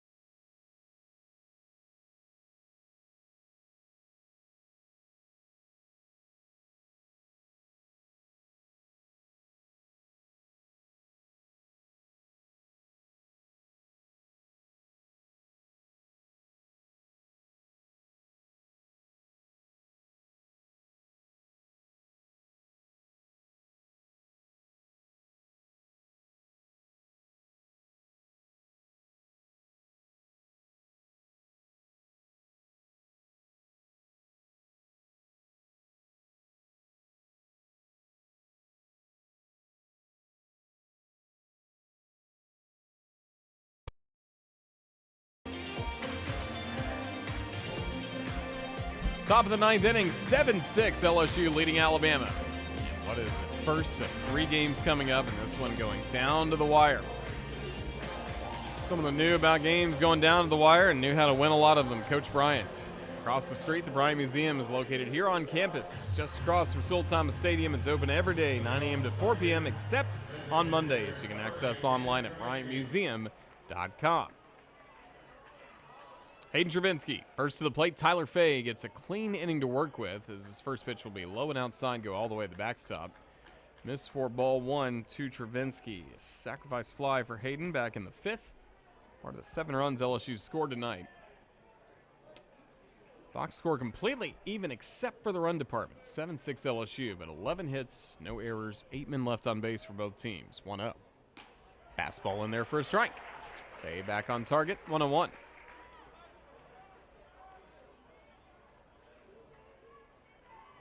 The 1-1 pitch. Check swing, that's low and off the plate. On a slider, on a peel, no swing. By David Savage, first base umpire. 2-1 to Travinski. Fay delivers. Fastball high, 3-1. Last thing you want to do is make it any tougher for the bottom of the ninth. Already Alabama will be trailing by a run no matter what. 3-1. Fastball over the plate for a strike, 3-2, but you don't want it to be any more than that. You want to have the tying run at the plate as you start the inning, have the winning run at the plate when you get a man on base. Payoff pitch to Travinski. Fastball low, ball 4. Leadoff walk will begin this ninth inning as Travinski, the DH and cleanup batter, is on base for the first time tonight. Right fielder, number 44, Ashton Larson. Ashton Larson next up, the right fielder. Pinch runner. Number 33, Ethan Fry. 33 Fry. Ethan Fry will take over at first base.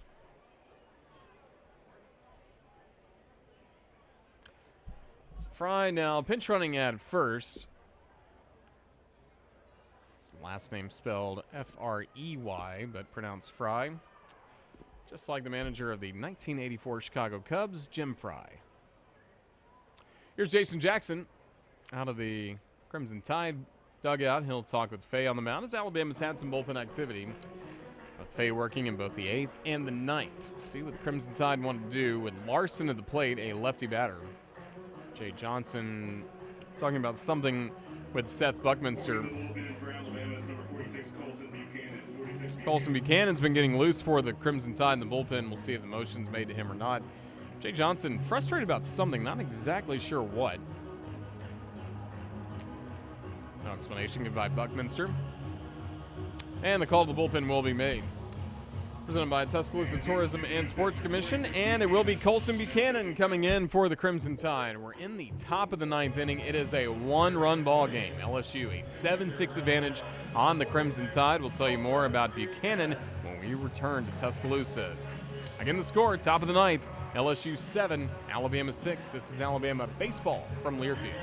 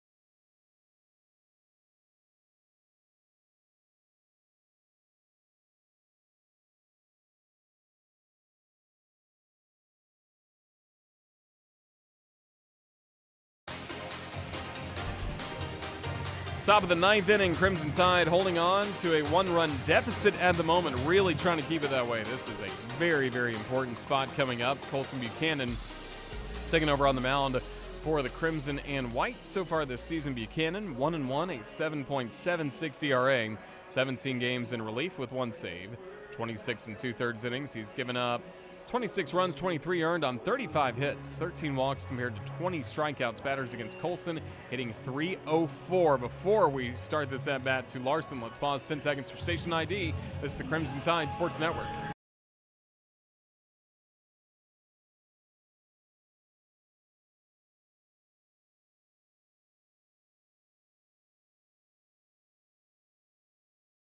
You're back. Top of the ninth, 7-6, LSU leads. First pitch, outside for ball. LSU leading Alabama, game 1 of this 3-game series. Roger Hoover with you from the home radio booth. Game being produced by Austin Wolkin back at our Learfield studios. 1-0 the count to Larson, and the pitch. Just outside for a ball, 2-0. Ethan Carabin working hard is our video producer for the Country Financial Booth Cam. Hello to everybody watching. Hope you're having a good time in the comments on all of our social media platforms. 2-0 the count to Larson, and the pitch.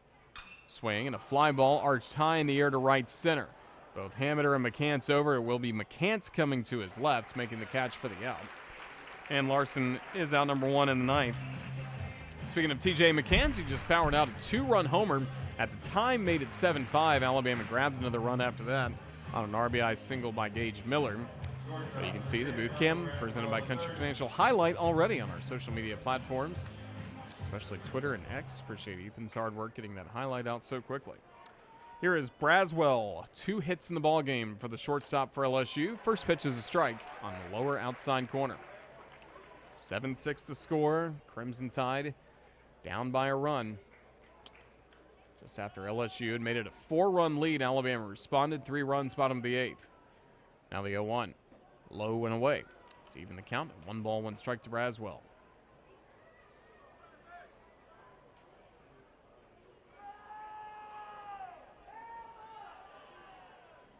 Buchanan from the stretch. 1-1. Inside fastball hit sharply to short. LeBron's got it on to second for 1. Evelyn to first, 2. A double play. That's exactly what Alabama needed. Buchanan comes in, forces Larson to fly out to center, and then Braswell hits into a 6-4-3 double play. It remains a 1-run game. We go to the bottom of the ninth.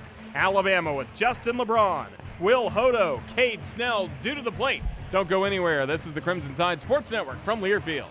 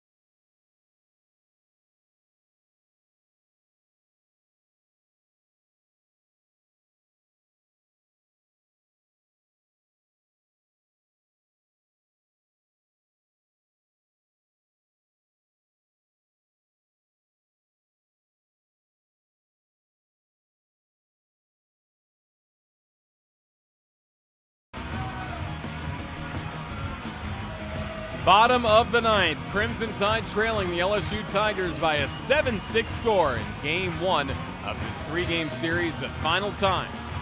Alabama baseball in the regular season will be played under the lights at Sewell Thomas Stadium, and we have seen a thriller in game 1. In order to make it ultimately very memorable, needing 1 more run to force extras or 2 runs to win it here in the bottom of the ninth.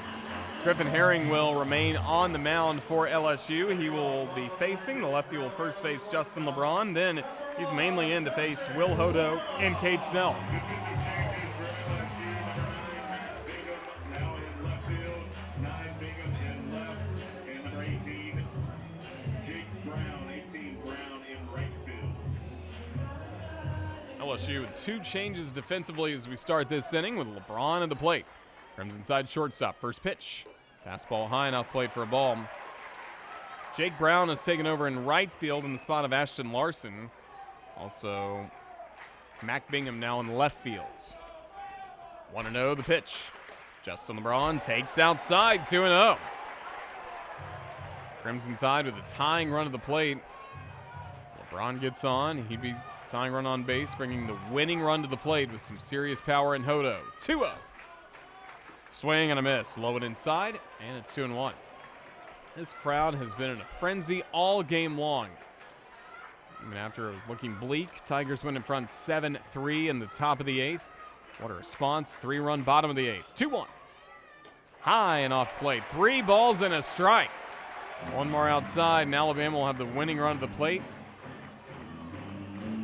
3, 4, and 5. It couldn't set up better in the order for Alabama this bottom of the 9th. 3-1 by Herring. Inner half strike, 3-2. Slider just snuck in there. That slider's been good on lefty batters. Right now, Herring has to contend with righty batting Justin LeBron. Just turned a great 6-4-3 double play defensively. Payoff pitch. Swing and a miss, strike 3. Went back to that slider, the low of the strike zone, a mighty cut, but LeBron strikes out.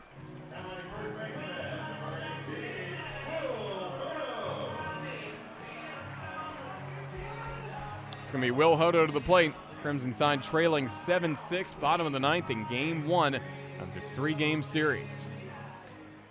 Lefty on lefty. Here's Hodo, doubled earlier. First pitch by Herring. Outside corner strike, a fastball at 92. Last time up, Hodo, a fly out to right field just to the warning track. The 0-1.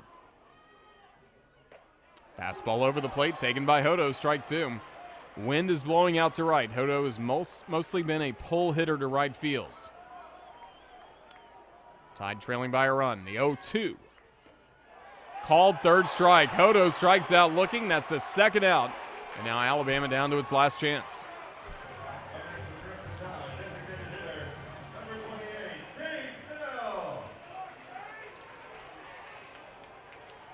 Last chance is Cade Snell. Base hits his last 2 times up. That was his leadoff man. A leadoff double in the 6th, leadoff single in the 8th. Now here he is in the 9th. Lefty on lefty. 2 gone, no one on base. First pitch. Low and outside, ball 1. Fastball in 93.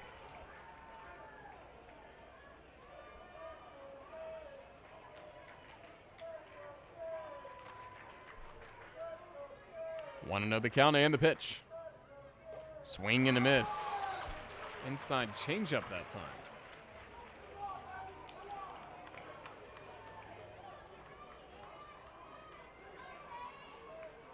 LSU's bullpen trying to hang on. Here's the pitch outside for a ball. On a fastball now, 2-1. Waiting on deck, TJ McCants. Just homered last time up. That was off the righty reliever, Christian Little. Right now it's lefty Griffin Herring on the mound, trying to pick up another save. 2-1. Outside, ball 3. He leads the way with 4 saves. Now he has one more ball from putting the tying run on base and bringing the winning run to the plate.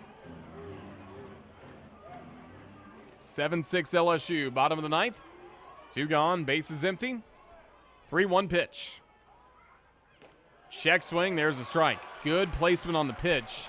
Snell really didn't go around on the check swing, but that was in the strike zone. 3-2 on a slider. Alabama down to its last chance. 3-2 the count. 2 gone, bottom of the 9th. The pitch. High, ball 4. Cade Snell is aboard with a 2-out walk.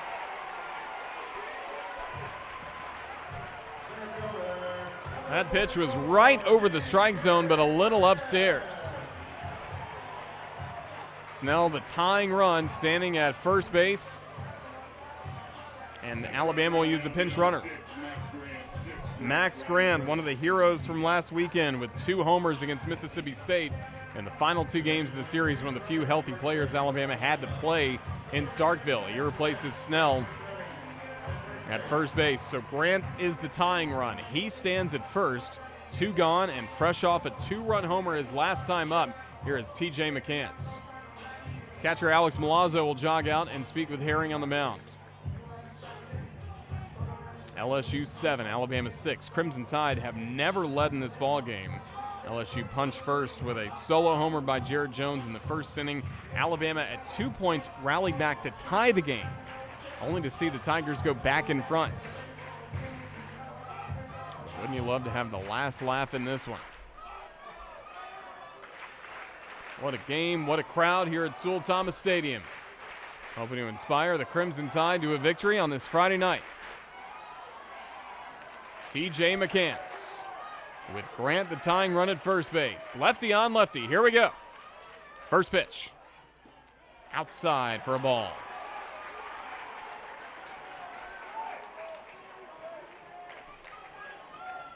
Two-run homer by McCants. He's had a 3 RBI night. Two-run homer last time up. 1-0. Taken outside, 2-0.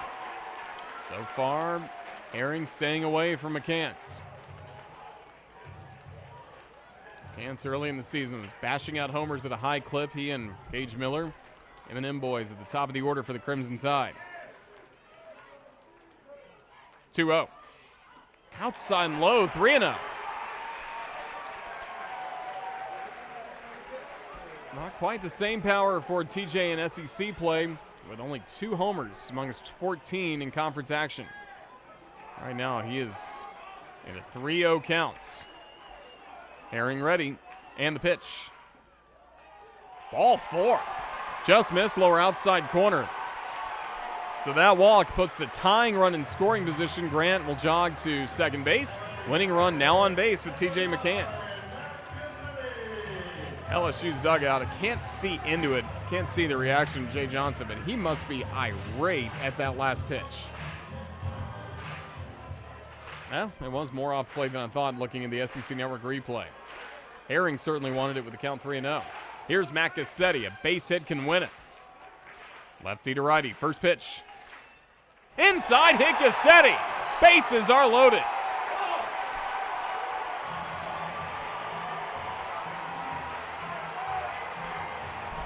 Tying run now at third, winning run now at second, and wouldn't you know it, William Hammonders due up.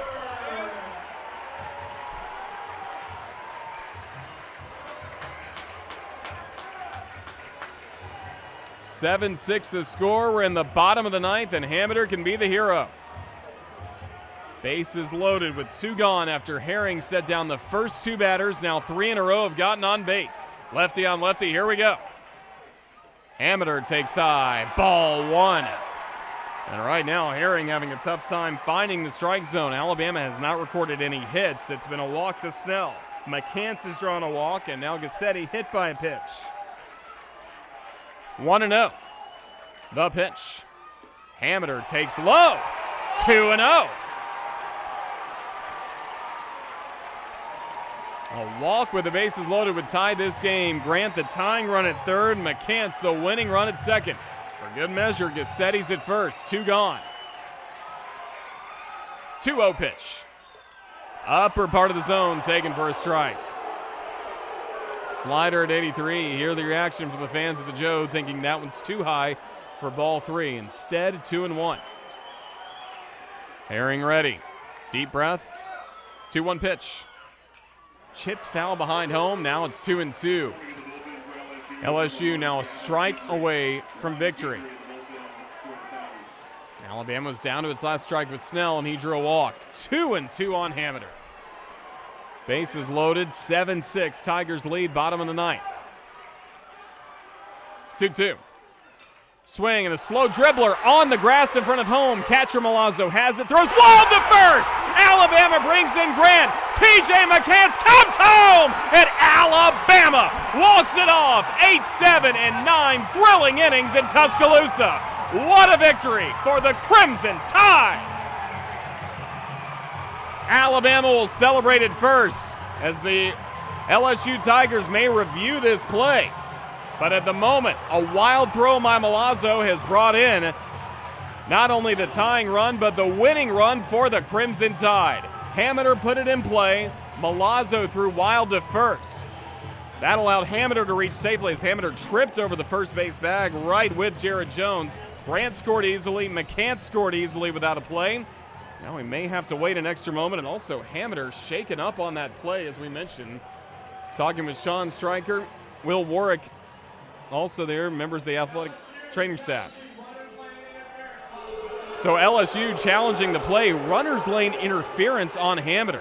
Obviously, there was no safe out call at first base for Hamiter as the ball went all the way down the right field line. What an ending. Ball game, Bama! No runners lane interference, and Rob Vaughn fired up. The Crimson Tide will celebrate again with William Hamiter as Alabama defeats LSU on this Friday night. Final score, Alabama 8, LSU 7.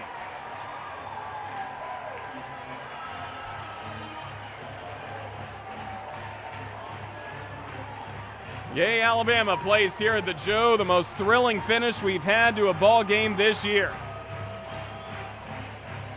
First win in 2 years for Alabama against LSU. William Hamiter's all right. He may have lost his jersey as he jogs out to salute the right field Rangers, but looks like he's all right after colliding with the LSU first baseman Jared Jones. 5 runs in the last 2 innings of the plate for the Crimson Tide. This one is hard to top, but we'll try and find a way over the next 2 days. But most important, Alabama picks up this win. 8-7 is the final score. Oh, don't you wish you were here? What a victory. Crimson Tide will huddle up around Coach Vaughn, and when we return coming up in a few moments, we will have a joyous edition of the Bama Baseball Postgame Show presented by Residence Inn. Again, the final, Alabama 8, LSU 7. This is the Crimson Tide Sports Network from Learfield.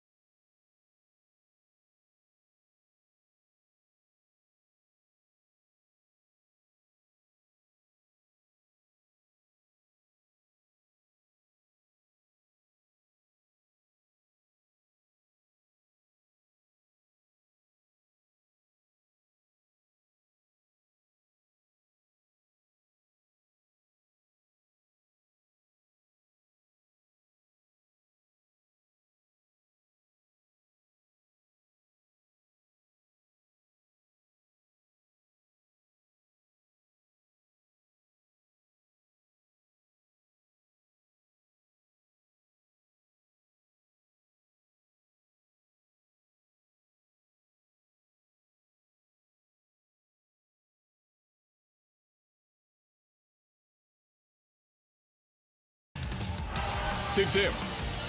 Swing and a slow dribbler on the grass in front of home. Catcher Milazzo has it, throws wall to first. Alabama brings in Grant. TJ McCants comes home, and Alabama walks it off. 8-7 in 9 thrilling innings in Tuscaloosa. What a victory for the Crimson Tide. That was the ending we just saw, a game-ending throwing error by Alex Milazzo, the catcher. LSU challenged the play about a runner's interference, but at first base by William Hamiter, but that was not the case. Quickly confirmed by the SEC replay office in Birmingham. So with that, Alabama wins. Again, the final score, the Crimson Tide 8 and the LSU Tigers 7. Roger Hoover, glad to welcome you to the Alabama Baseball Postgame Show presented by Residence Inn Tuscaloosa. Proud to be a preferred hotel provider of the Crimson Tide. Throwing error by Milazzo wins it for the Crimson Tide. Again, the final score, Alabama 8 and LSU 7. Alabama did not lead all game long, only behind or tied with LSU, but on the very final pitch, Crimson Tide were able to bring in the tying and winning run to earn this victory. Again, 8-7 is the final score. 7 runs, 10 hits, 1 errors, 8 men left on base for the Tigers in this ball game. 3 for 10 with men in scoring position. Then Alabama 3 for 11 batting with runners in scoring position. 8 runs on 11 hits, 1 error, and 10 men left on base. Colson Buchanan, the winning pitcher, he improves to 2-1, while Griffin Herring took the loss. He is now 3-1 on the season. 3 hours and 18 minutes this game was played in front of a sellout crowd of 5,800 fans here at Sewell Thomas Stadium. Again, the Crimson Tide picking up the win. 8-7 is the final score. And coming up, we'll be joined by the head coach of the Crimson Tide, Rob Vaughn, in just a moment as we continue on the Bama Baseball postgame show presented by Residence Inn. This is the Crimson Tide Sports Network from Learfield. This is Macari Doggett from Alabama Gymnastics. Post-game break, 22 minutes. Please, And coach is calling in right now. Okay. vaccination against RSV, flu, and COVID-19.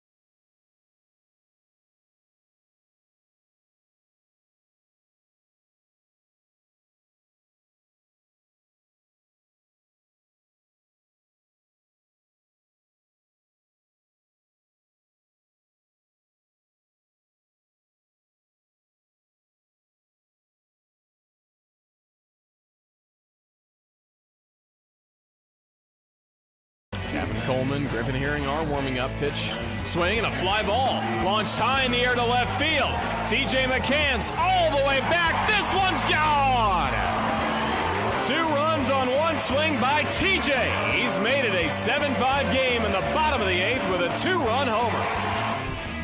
Alabama walks it off. 8-7 the final score against LSU. This is Roger Hoover now from the press box, joined on the field via telephone by the head coach of the Crimson Tide, Rob Vaughn. And Coach, congratulations on the victory. Aren't games like this why you decided to come to Alabama?